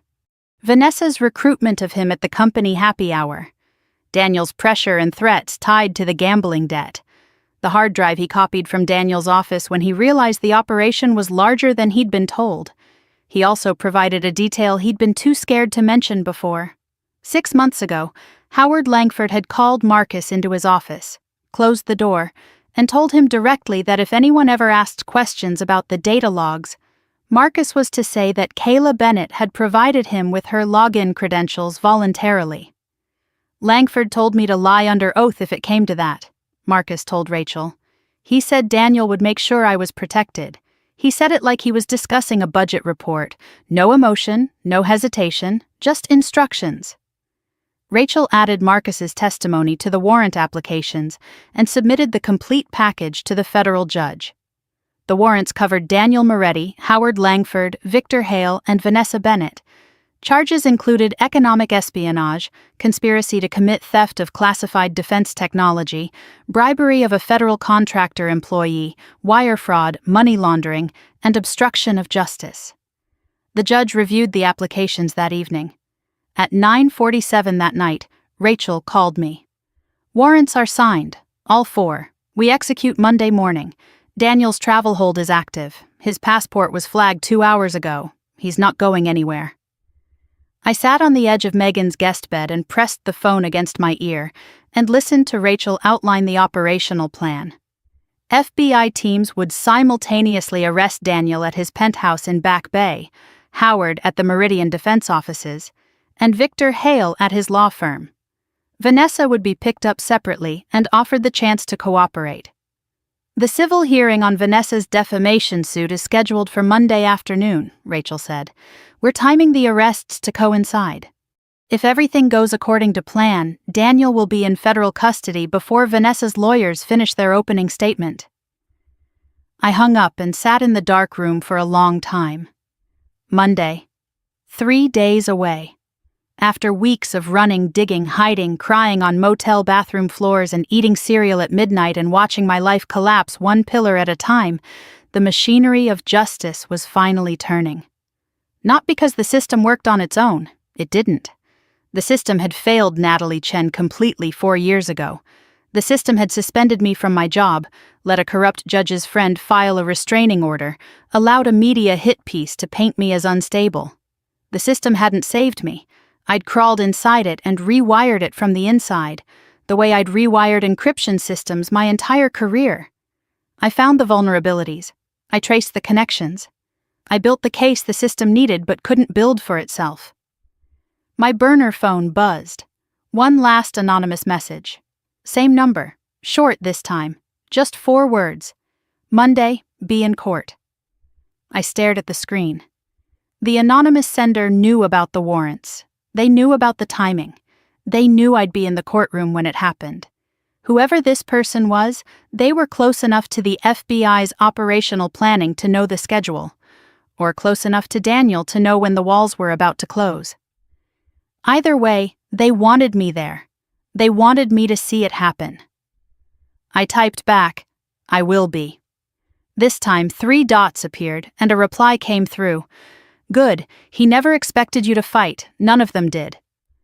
Then the number went dark for the last time. I turned off the phone and lay back on the bed and stared at the ceiling.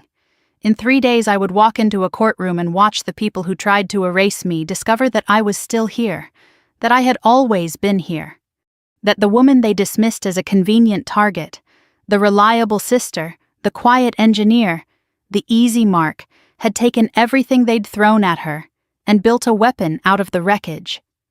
I closed my eyes. For the first time in weeks, I slept without dreaming.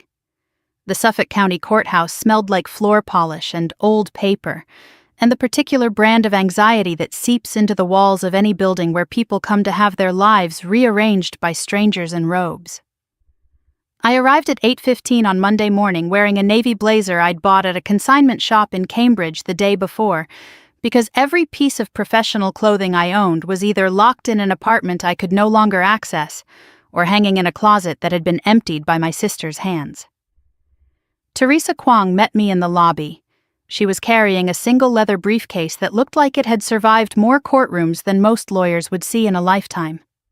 "How are you feeling?" she asked. "Like I'm about to walk into a room full of people who want to destroy me, and the only thing standing between me and them is the truth and a folder full of evidence." Teresa adjusted her glasses. "That's exactly right. And in my experience, that's usually enough." We took the elevator to the 4th floor. Courtroom 412, Judge Raymond Morrison presiding. The hallway outside was already crowded. I recognized Victor Hale immediately. He stood near the courtroom door in a charcoal suit that probably cost more than Teresa's entire wardrobe, talking in low tones with 2 junior attorneys who nodded at everything he said like they were being paid by the nod. Behind him, seated on a wooden bench against the wall, were my parents. My mother saw me first.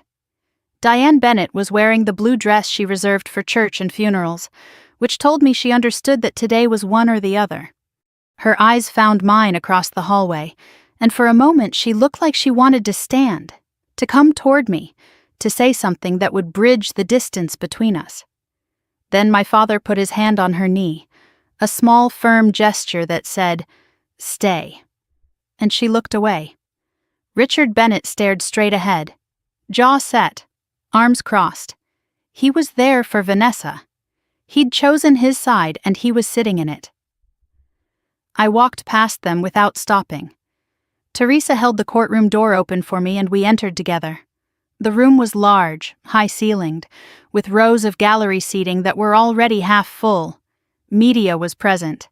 I recognized 2 reporters from the Globe and a woman with a camera bag from Channel 5. The defamation suit Vanessa had filed had drawn attention because it involved a billionaire's name, a sister's feud, and the word espionage in the public filings. It was the kind of story that sold clicks, and everyone wanted a front-row seat to my humiliation. Vanessa was already seated at the plaintiff's table. She looked perfect, hair smoothed into a low chignon, cream blouse, pearl stud earrings, not my grandmother's pearls. She must have been advised to leave those at home. Minimal makeup that somehow made her look more fragile, more sympathetic, more like a woman who had been wronged by a troubled sister rather than a woman who had written, "She trusts me completely," in an email recommending that sister for exploitation. Beside her sat 2 attorneys from the New York firm Daniel had retained.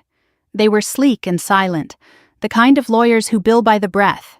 And behind her, in the first row of the gallery, sat Daniel Moretti.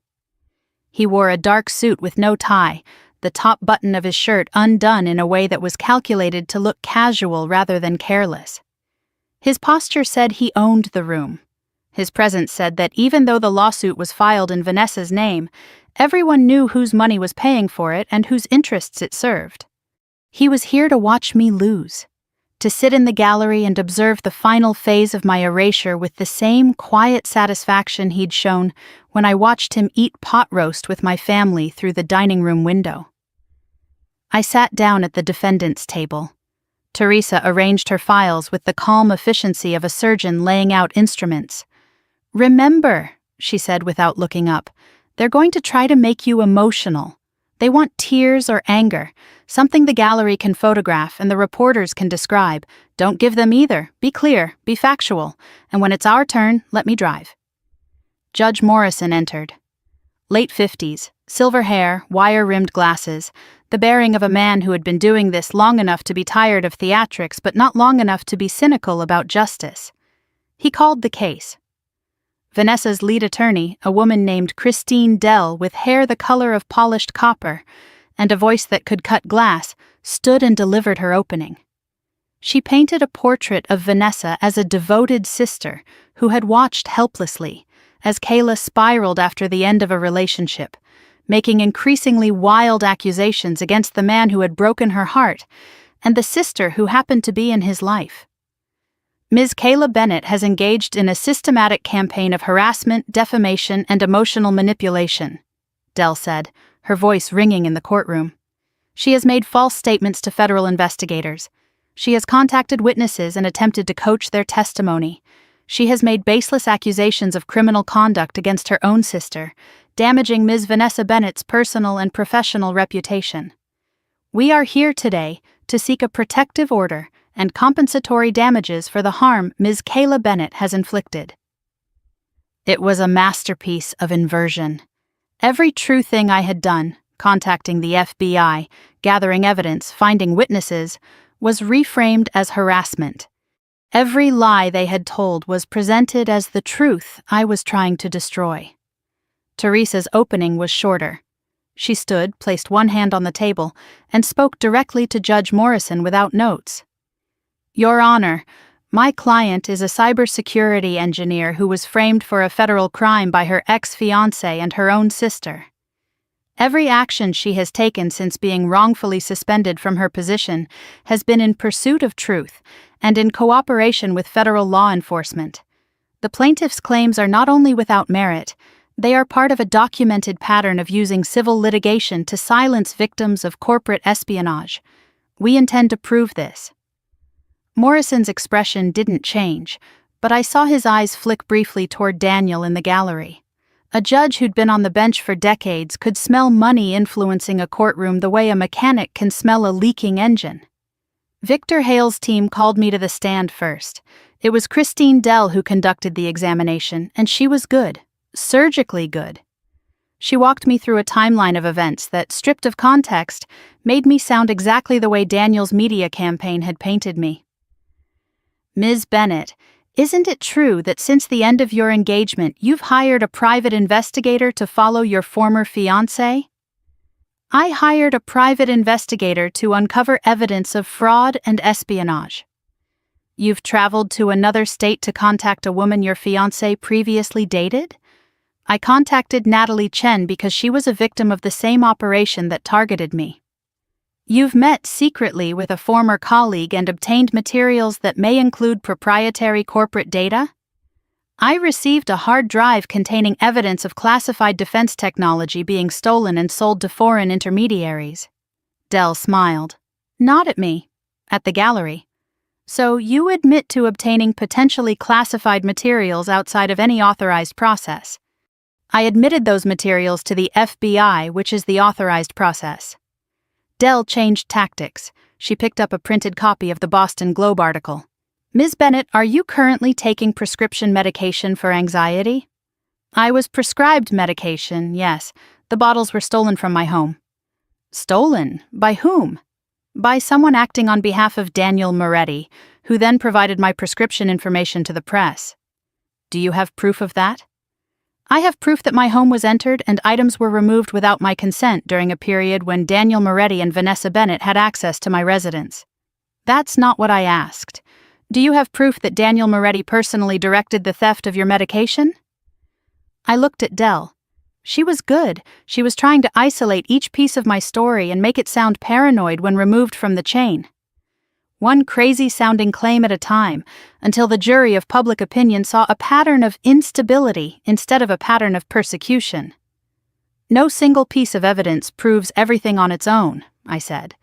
But the full body of evidence, which is currently in the possession of the FBI, demonstrates a coordinated campaign to frame me, discredit me, and destroy my career. Teresa stood for the cross. She called Natalie Chen to the stand. The courtroom shifted. People leaned forward. Even Morrison tilted his head slightly, the way people do when the story they thought they were hearing changes key.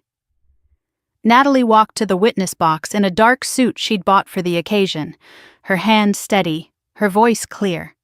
She'd spent 4 years being the woman nobody believed. Today, for the first time, someone was asking her to tell her story under oath. Dr. Chen, Teresa said, will you please describe your relationship with a man you knew as David Moran? Natalie described it. The courtship, the charm, the proposals, the access to her work, the framing. The identical access logs showing her credentials used during off hours from locations she'd never been. The firing, the destroyed career, the apartment break-in, the note on her kitchen counter. Victor Hale rose to object 3 times. Morrison overruled him 3 times, each time with less patience. When Natalie described the email from Hale's own firm that referred to her as subject neutralized, the courtroom went silent. Not quiet, silent. The kind of silence that has weight and texture and fills a room like water rising. Dell tried to recover. She challenged Natalie's credibility, her memory, her motives. Natalie answered every question with the flat precision of a woman who had rehearsed these answers in her own head every night for 4 years, not for a courtroom but for the imaginary audience of people who might someday believe her. Dr. Chen, isn't it possible that you're simply a disgruntled former employee seeking to blame someone else for your own professional failures? Teresa objected. Morrison sustained it immediately. Counsel, you will treat this witness with respect. Dell sat down. Morrison looked at Teresa. Do you have additional witnesses? Teresa stood. Your Honor, we had planned to call 1 additional witness. However, I believe the court may want to accommodate a new development. She looked toward the back of the courtroom. I followed her gaze. and the back door of courtroom 412 opened. Rachel Dominguez walked in, flanked by 4 federal agents in dark suits. They moved with the controlled urgency of people who have rehearsed a moment and are now executing it with the precision of a military operation. Rachel carried a folder in her left hand. Her badge was visible on her belt.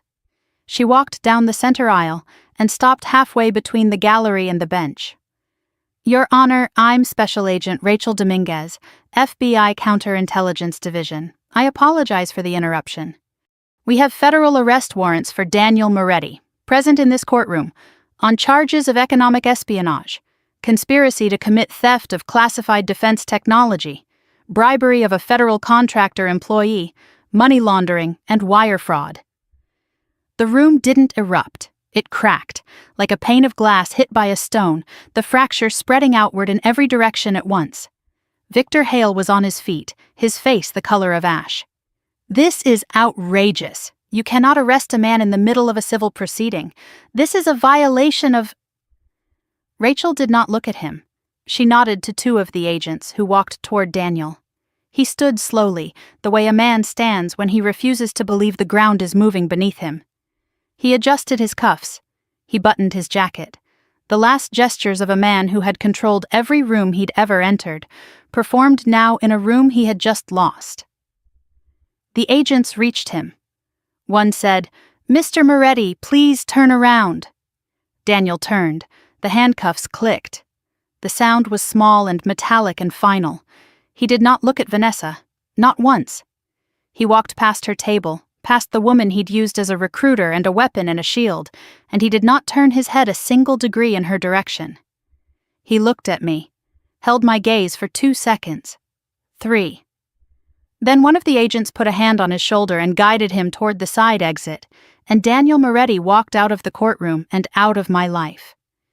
Vanessa sat at the plaintiff's table and did not move. Her lawyers were already packing their briefcases. One of them leaned down and whispered something in her ear, and she shook her head, slowly, like a woman hearing a diagnosis she'd been expecting but hadn't truly believed. Her legal team left without speaking to her. They walked out through the gallery doors and disappeared into the hallway, and Vanessa sat alone at a table designed for 3, her hands flat on the wood surface, staring at the place where Daniel had been sitting 30 seconds ago. Rachel announced that additional arrest warrants were being executed simultaneously. Howard Langford was being taken into custody at Meridian Defense Headquarters. A search warrant was being executed at Moretti Holdings in the financial district. Victor Hale was to appear before a federal grand jury within 48 hours. Hale sat down in his chair like someone had cut his strings. The man who had spent his career making problems vanish was watching himself become the problem. Judge Morrison, to his credit, recovered quickly. He declared the civil case suspended indefinitely pending the resolution of federal proceedings. The defamation suit was effectively dead. Vanessa's claim that I had harassed and defamed her had just been overtaken by federal arrest warrants, confirming that everything I'd said was true. Teresa leaned over and whispered, "The civil case is over, Kayla." I shook my head. "The case is over, but this isn't done." Rachel approached Vanessa at the plaintiff's table. Her voice was low, professional, almost gentle. "Ms. Bennett, I need you to come with me. We have questions. You're not under arrest at this time, but I strongly recommend full cooperation." Vanessa looked up. Her eyes found mine across the courtroom. For the first time since the Cadillac, she did not look certain. She did not look cold. She did not look like the woman who drank water in our mother's kitchen while casually informing me that I should be grateful for a lifetime of servitude. She looked like someone standing on a bridge and realizing, too late, that the structure beneath her feet was never solid. She stood, smoothed her skirt, muscle memory. The performance of composure by a body that had been performing it for so long it didn't know how to stop. She walked toward the side exit where Rachel waited. As she passed my table, she stopped. 3 feet between us. She opened her mouth, closed it, opened it again. I didn't think it would go this far. I looked at my sister, the woman who had braided my hair before school, the woman who had typed, "She trusts me completely," and sent it to a man who would spend 2 years taking me apart. You recommended me as a target, I said. You typed the email. You used the words, "She trusts me completely." You knew exactly how far it would go. Vanessa's eyes filled. She did not speak. Rachel took her arm, gently, and led her through the side door. It closed behind them with a mechanical click that sounded like the last page of something being turned. The courtroom emptied slowly around me. Media rushed for the exits, phones already out, filing stories before they reached the hallway. Victor Hale's junior attorneys scattered like pigeons. Teresa packed her briefcase with the unhurried precision of a woman who had just won a fight she'd been preparing for since the first phone call. And in the gallery, 2 rows from the back, my parents sat perfectly still. My father's arms had uncrossed. They hung at his sides like they'd forgotten their purpose. My mother was staring at the side door through which Vanessa had been led away, her mouth slightly open, her eyes seeing something that was not in the room. They looked like people watching their house burn from across the street, close enough to feel the heat, but too far away to save anything inside. I gathered my things and walked past them. My mother's hand twitched, reaching toward the aisle as I passed, but she didn't speak, and I didn't stop. In the hallway, I leaned against the wall and breathed. The marble was cool against my back. Teresa found me there. "The FBI wants to bring you in for a debrief. But first, there's something you should know. Rachel arranged for you to observe Vanessa's interrogation through a one-way mirror. She thinks you should hear what your sister has to say." "When?" "Now." The FBI field office was 20 minutes from the courthouse.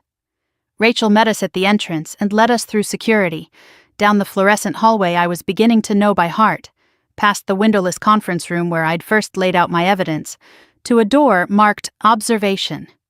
Inside was a narrow room with a single window of one-way glass, 2 chairs, and a speaker mounted on the wall that transmitted sound from the interrogation room on the other side. Frank DeLuca was already there. He nodded at me once and said nothing. Through the glass, Vanessa sat at a metal table under fluorescent lights that turned her skin the color of old wax. Rachel sat across from her. A second agent stood by the door. Rachel laid out the charges: conspiracy to commit economic espionage, accessory to theft of classified defense technology, wire fraud, financial fraud, if convicted on all counts, up to 25 years in federal prison. "You're 35, Rachel said. You would be 60 when you got out." Vanessa stared at the table. Her hands were wrapped around a paper cup of water that she hadn't touched. Rachel offered the alternative: full cooperation, testimony against Daniel Moretti, complete documentation of her involvement and knowledge, a reduced charge, conspiracy and fraud, 8 to 12 years with the possibility of parole after 6. And then Vanessa started talking. Once she started, she did not stop. Daniel approached her 5 years ago. She was already working at Moretti Capital, a low-level financial assistant handling investor reports and filing paperwork.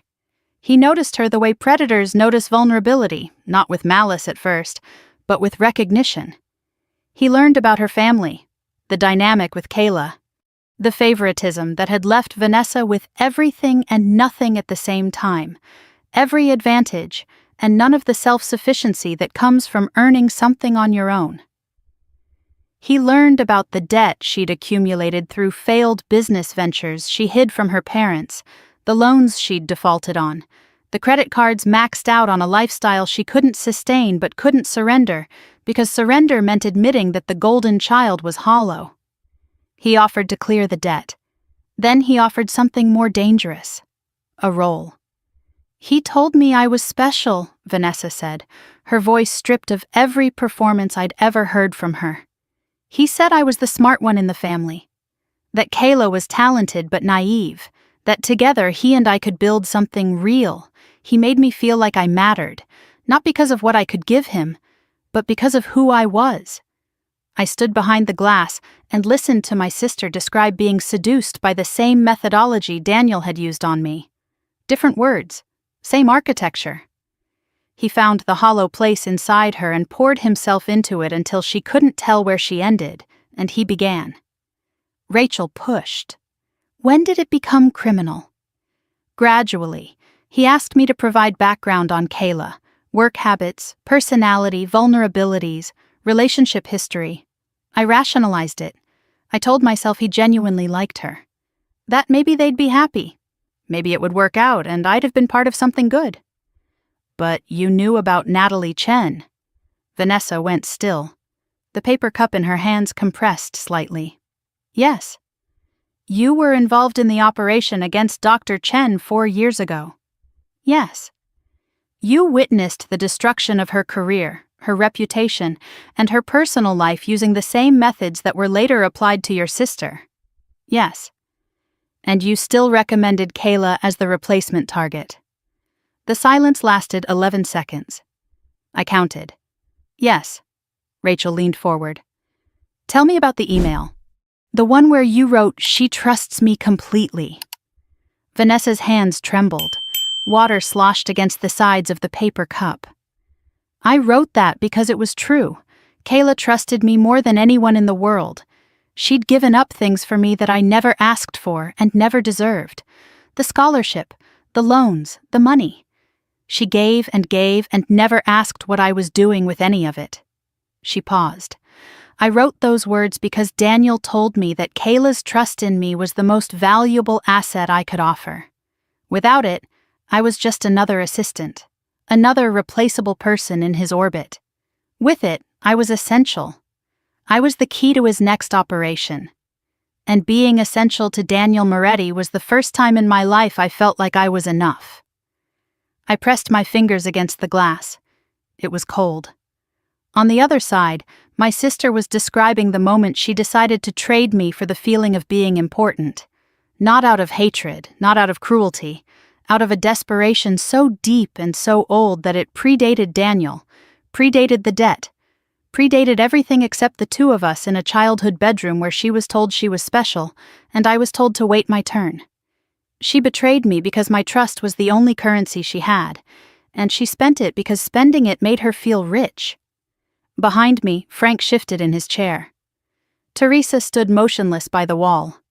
I said quietly, to no one in particular, she hated me for being stronger than her. But she never understood that I was only strong because I had to be, because no one in that family ever protected me. I built my own walls because she and my parents never gave me a door. That evening, after the debrief, after Teresa filed a motion to dismiss the defamation suit, after Rachel confirmed that Daniel was in federal holding, and Howard Langford had been arrested at his desk at Meridian with his coffee still warm, I drove back to Megan's apartment. My phone had 17 missed calls, 14 from media. 2 from numbers I didn't recognize, 1 from my father. I sat in the car and listened to his voicemail. Richard Bennett's voice was a sound I had known my entire life, the deep baritone that called us down for dinner, that read the newspaper aloud on Sunday mornings, that told me to think about the family every time I considered thinking about myself. But the voice on the recording was different. It was cracked, not angry, not commanding, broken. Kayla, it's Dad. We saw what happened in court. It's all over the news. Your mother and I, we need to talk. We need to see you. Please call us back, Kayla, please. He said, please. I replayed it to make sure I'd heard correctly. Richard Bennett said please to me. In 32 years, through every sacrifice, every yielded scholarship, every co-signed loan, every holiday where I sat at the kids' table so Vanessa's friends could have my chair, my father had never once used that word with me. He was using it now because the cameras were rolling and the FBI had walked into a courtroom and the world had just seen what the Bennett family really was. Whether it was remorse or reputation management, I couldn't tell. And I realized, sitting in that car with his voice still echoing from the speaker, that I didn't care which one it was. Not today. I did not call back. I drove past Newton on my way home. I didn't plan to. The route from the FBI office to Megan's apartment didn't go through Newton, but my hands turned the wheel without consulting my brain, and suddenly I was on Walnut Street, and my parents' house was ahead on the right. The lights were on, every window. The American flag hung limp on the porch in the still November air. Through the living room window I could see movement. my mother pacing, my father in his armchair with his head in his hands, a posture I had never seen him assume in my life. Richard Bennett did not put his head in his hands. Richard Bennett sat upright and spoke with authority and told other people to get control of themselves. The man in that window was someone I didn't recognize. The light turned green. I drove on. My phone rang again. Richard! I let it ring 5 times. Then I answered. Kayla, thank God. Honey, we need to… Dad! My voice was steady, not angry, not cold. Just clear, the way a bell is clear, the way water is clear when it's been filtered through stone. You had 32 years to talk to me. You had 2 years to warn me about Daniel. You had 6 months to tell me you took his money. You chose silence every single time because silence was easy and I was convenient. Now it's my turn to choose silence. When I'm ready, I'll call you. Until then, don't. I hung up. I did not turn the phone off. I just set it on the passenger seat and let it be silent on its own terms. Megan was on the couch when I got home, still in her scrubs, her shoes kicked off by the door. The apartment smelled like chamomile tea and the lavender candle she lit when she was stressed. She looked up when I walked in, and I could see that she'd been watching the news, because her eyes had the particular fullness they get when she's trying not to cry on someone else's behalf. I saw it, she said. All of it. I dropped my bag by the door and sat next to her. She poured me a mug of tea from the pot on the coffee table. We sat together in the quiet apartment while the city hummed outside the windows and the last of the autumn light faded behind the Boston skyline. Are you okay? Megan asked. I thought about the question. I mean, really thought about it, not the reflexive I'm fine I'd been dispensing like aspirin my entire life, not the deflection that protected other people from worrying about me, not the performance of stability that had been my role in every relationship I'd ever had. I thought about what okay actually meant and whether I was anywhere near it. For the first time in my life, I said, I don't need someone else to tell me I'm okay in order to believe it. Megan didn't respond with words. She reached over and took my hand. We sat like that on the couch in her small apartment in Brookline, while the city settled into night outside the windows. 2 women holding hands in the kind of silence that doesn't need to be filled because it's already full. Somewhere downtown, Daniel Moretti was in a holding cell. Howard Langford was calling lawyers who would not be able to help him. Victor Hale was staring at a grand jury summons. Vanessa was in a room answering questions she should have answered 5 years ago. And my father was sitting in his armchair in Newton with his head in his hands, learning for the first time what it felt like to call someone and have them choose not to answer. I had spent 32 years building myself into whatever everyone else needed me to be. The reliable one, the quiet one, the one who sacrificed and adjusted and yielded and bent. That woman still lived inside me. She probably always would. But tonight, sitting on a second-hand couch with the only person who had ever chosen me without conditions, I felt something I couldn't name. It wasn't happiness. It wasn't relief. It was something quieter than both. It was the feeling of finally setting down a weight I'd carried so long I'd forgotten it wasn't part of my body. 6 months later, I sat in the gallery of the federal courthouse in Boston and watched the machinery of justice do what it was built to do. I was not required to be there. No subpoena, no legal obligation.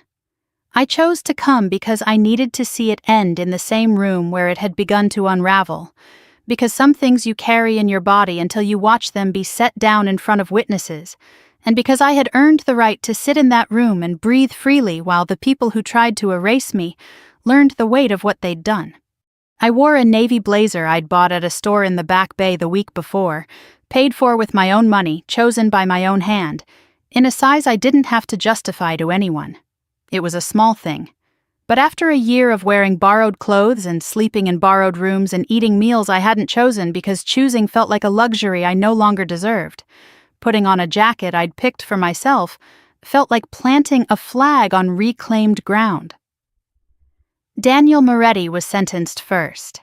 He stood in an orange jumpsuit with his wrists cuffed in front of him, and the distance between that image and the man in the charcoal suit who had proposed to me at the Liberty Hotel was so vast that my brain kept trying to reconcile the two and failing.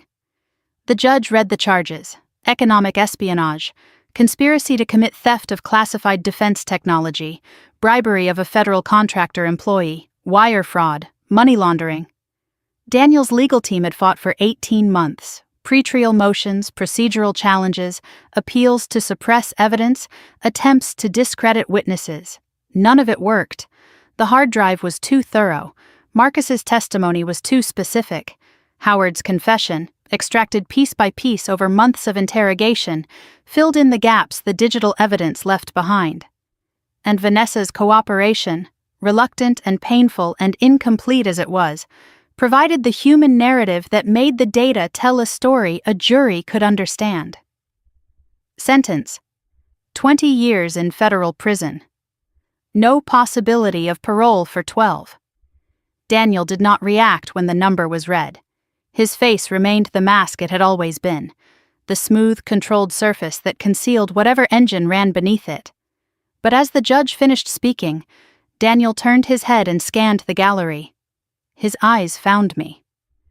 He held my gaze for 3 seconds, and in those 3 seconds I saw exactly what I expected to see. Nothing. No remorse. No rage. No recognition that I was a person who had loved him and been destroyed by him and survived. He looked at me the way he had always looked at me, as a component that had malfunctioned, an asset that had failed to perform as designed. I held his gaze without blinking. I did not look away first. He did. Howard Langford was sentenced next. He had cooperated partially, confirmed his role as gatekeeper, provided details about the data extraction methods and the offshore payment structure. But his cooperation was strategic rather than complete. He withheld information about other operations Daniel had run through other companies, other women, other insiders. The FBI knew there were more, but Howard bargained with what he gave and held back what he thought might buy him leverage later. It didn't. The judge noted his selective honesty with undisguised displeasure. Sentence: 10 years. Howard stood with his shoulders caved inward, staring at the table in front of him, a man who had spent 30 years building a career in defense technology and sold it for cryptocurrency payments that totaled less than his pension would have been. He did not look at anyone in the courtroom. He had already become the thing he feared most: irrelevant. Victor Hale, the fixer. The man who had written "Subject has been neutralized" about Natalie Chen and filed it away like a quarterly report. Disbarred. License revoked by the Massachusetts Board of Bar Overseers following a separate disciplinary proceeding. Convicted of conspiracy, obstruction of justice, and witness tampering related to the Natalie Chen case and the intimidation of Marcus Webb. Sentence: 5 years federal prison plus 3 years supervised release. When the judge read the sentence, Hale's face did not change. He had already emptied. His wife had filed for divorce 2 months earlier. His firm had dissolved. His partners had scattered to other practices, each one distancing themselves from the wreckage with the practiced urgency of people who had always known the foundation was rotten, but preferred the view from the upper floors. Victor Hale had spent his career making problems disappear, and now he was the problem that no one would touch. Vanessa was brought in last. She wore a gray prison uniform, her hair was pulled back. No makeup, no pearl earrings, no cream blouse. She looked 10 years older than the woman who had stepped out of the Cadillac in her sister's wedding dress one October afternoon, and smiled like the world was a room she had just redecorated to her liking. She had pleaded guilty to conspiracy and financial fraud as part of her cooperation agreement. The judge acknowledged her cooperation but noted, with a precision that I felt in my sternum, the specific nature of her role. He read from her own email. The defendant identified her own biological sister as a target for exploitation, using language that demonstrates premeditation, calculation, and a deliberate weaponization of familial trust. Sentence: 12 years, reduced to 8, with the possibility of parole after 6 based on continued cooperation. Vanessa nodded when the number was spoken. She did not cry. She did not look at the gallery. She did not search for me or for our parents. She stood when the bailiff approached, and she walked toward the side exit with her eyes fixed on the door ahead of her, and the door opened and she passed through it, and it closed behind her with the same mechanical click I had heard in the courthouse hallway 6 months ago when Rachel led her away. It was the quietest exit in the entire story, and the most final. Marcus Webb's sentencing had happened 2 months earlier in a separate proceeding.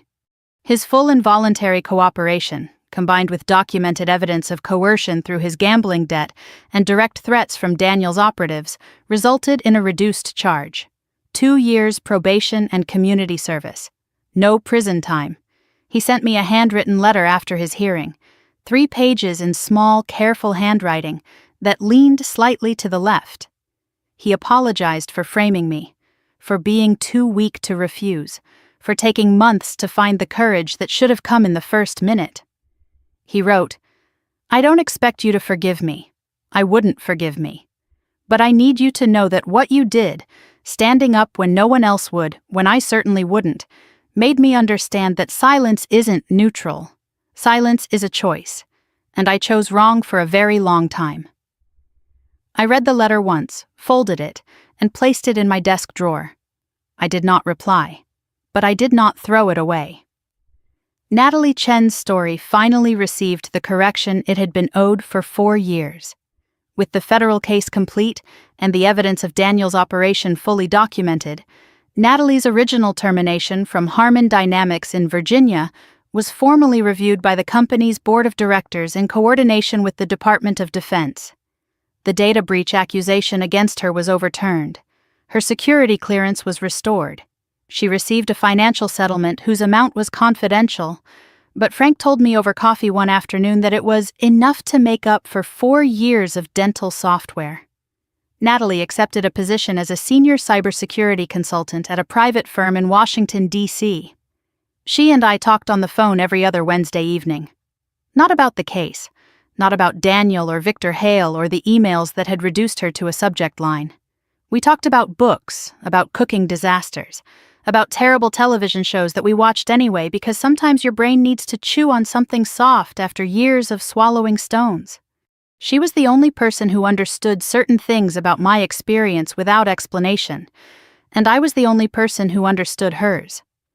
That kind of understanding doesn't need words. It just needs someone on the other end of the line who knows what the silence means.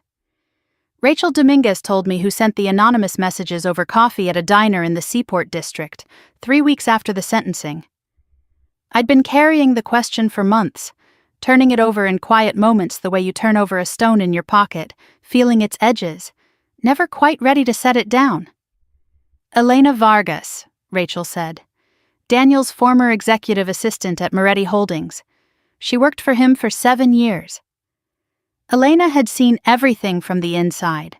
The operations, the women, the money flows, the way Daniel selected targets and cultivated insiders and discarded both when they were no longer useful. She stayed silent for years because she was afraid, because she depended on the salary to pay for her mother's home care, because she understood better than anyone what happened to people who crossed Daniel Moretti. But when I was targeted, when Elena saw the familiar pattern activate for what she knew was at least the 3rd time, something broke inside her that was stronger than fear. She bought a burner phone. She taught herself VPN routing using YouTube tutorials and a second-hand laptop. She sent the messages at night from a parking lot behind her apartment building, timing each one to the events she could see unfolding through Daniel's communications. The first message, the one that warned me on the day I was suspended. The second, directing me to the Moretti Foundation donor list. The third, telling me Marcus was alive and Daniel was planning to flee. Each one a small act of defiance by a woman who had been too afraid to speak for 7 years and finally decided that silence cost more than speaking. Elena was never charged. She cooperated with the FBI as a confidential informant once her identity was confirmed, providing testimony that corroborated the hard drive evidence and filled gaps that the other witnesses could not. I asked Rachel for her phone number. Rachel hesitated. Then she gave it. I called Elena that evening from my kitchen. The conversation was short. Elena's voice was quiet, steady, thick with something that sounded like exhaustion and relief in equal measure. "I should have said something sooner," she said. "Years sooner. Before Natalie. Before you. I watched it happen and I told myself it wasn't my responsibility." "You said something when it mattered," I told her. "You sent me the first message the day they suspended me. I was sitting in my car in a parking garage thinking I had nothing left, and your 6 words gave me a reason to keep going." Elena cried. "I didn't. But I felt something shift. A small gear turning inside a mechanism I didn't fully understand. The quiet recalibration of a world that was trying, imperfectly and belatedly, to right itself." 3 months after the sentencing, a letter arrived at my new address. Handwritten. 4 pages. My mother's handwriting, the same looping cursive she'd used on birthday cards and grocery lists, and the notes she tucked into my lunchbox when I was 7. Diane Bennett wrote about the day I was born. How my father held me in the delivery room and said, "This one's going to be tough. Look at those fists." She wrote about watching me grow up quiet and self-sufficient while Vanessa demanded everything in the house and most things outside of it. She wrote, "I told myself you didn't need me the way Vanessa did. That you were fine. That you were strong enough to handle anything. I used your strength as permission to ignore you. And when Daniel came, I used his money as permission to keep ignoring you. I don't know if you can forgive that. I'm not sure I deserve forgiveness for it. But I need you to know that I see you now. For the first time in your life, I see you. Not as the reliable one, not as the one who adjusts, just Kayla. And I'm sorry." My father included a separate note, shorter, rougher, written on a sheet of yellow legal paper in the blocky print he used for everything because he'd never trusted his own cursive. He did not apologize directly. He wrote, "I was wrong about Daniel. I was wrong about Vanessa. I was wrong about you. Your mother says I should tell you I'm proud of you, and she's right. I am. I just don't know how to say it without it sounding like too little too late." The last line. "It probably is too late, but I'm saying it anyway." I read both letters at my kitchen table with a cup of coffee that went cold while I sat with the words. I did not call my parents. I folded the letters carefully and placed them in the top drawer of my desk, the same drawer where Marcus's letter sat. I was not ready to forgive. I might never be, but I did not throw the letters away. Some doors you don't open yet. But you don't nail them shut either. You leave them closed and you let time decide whether the hinges still work.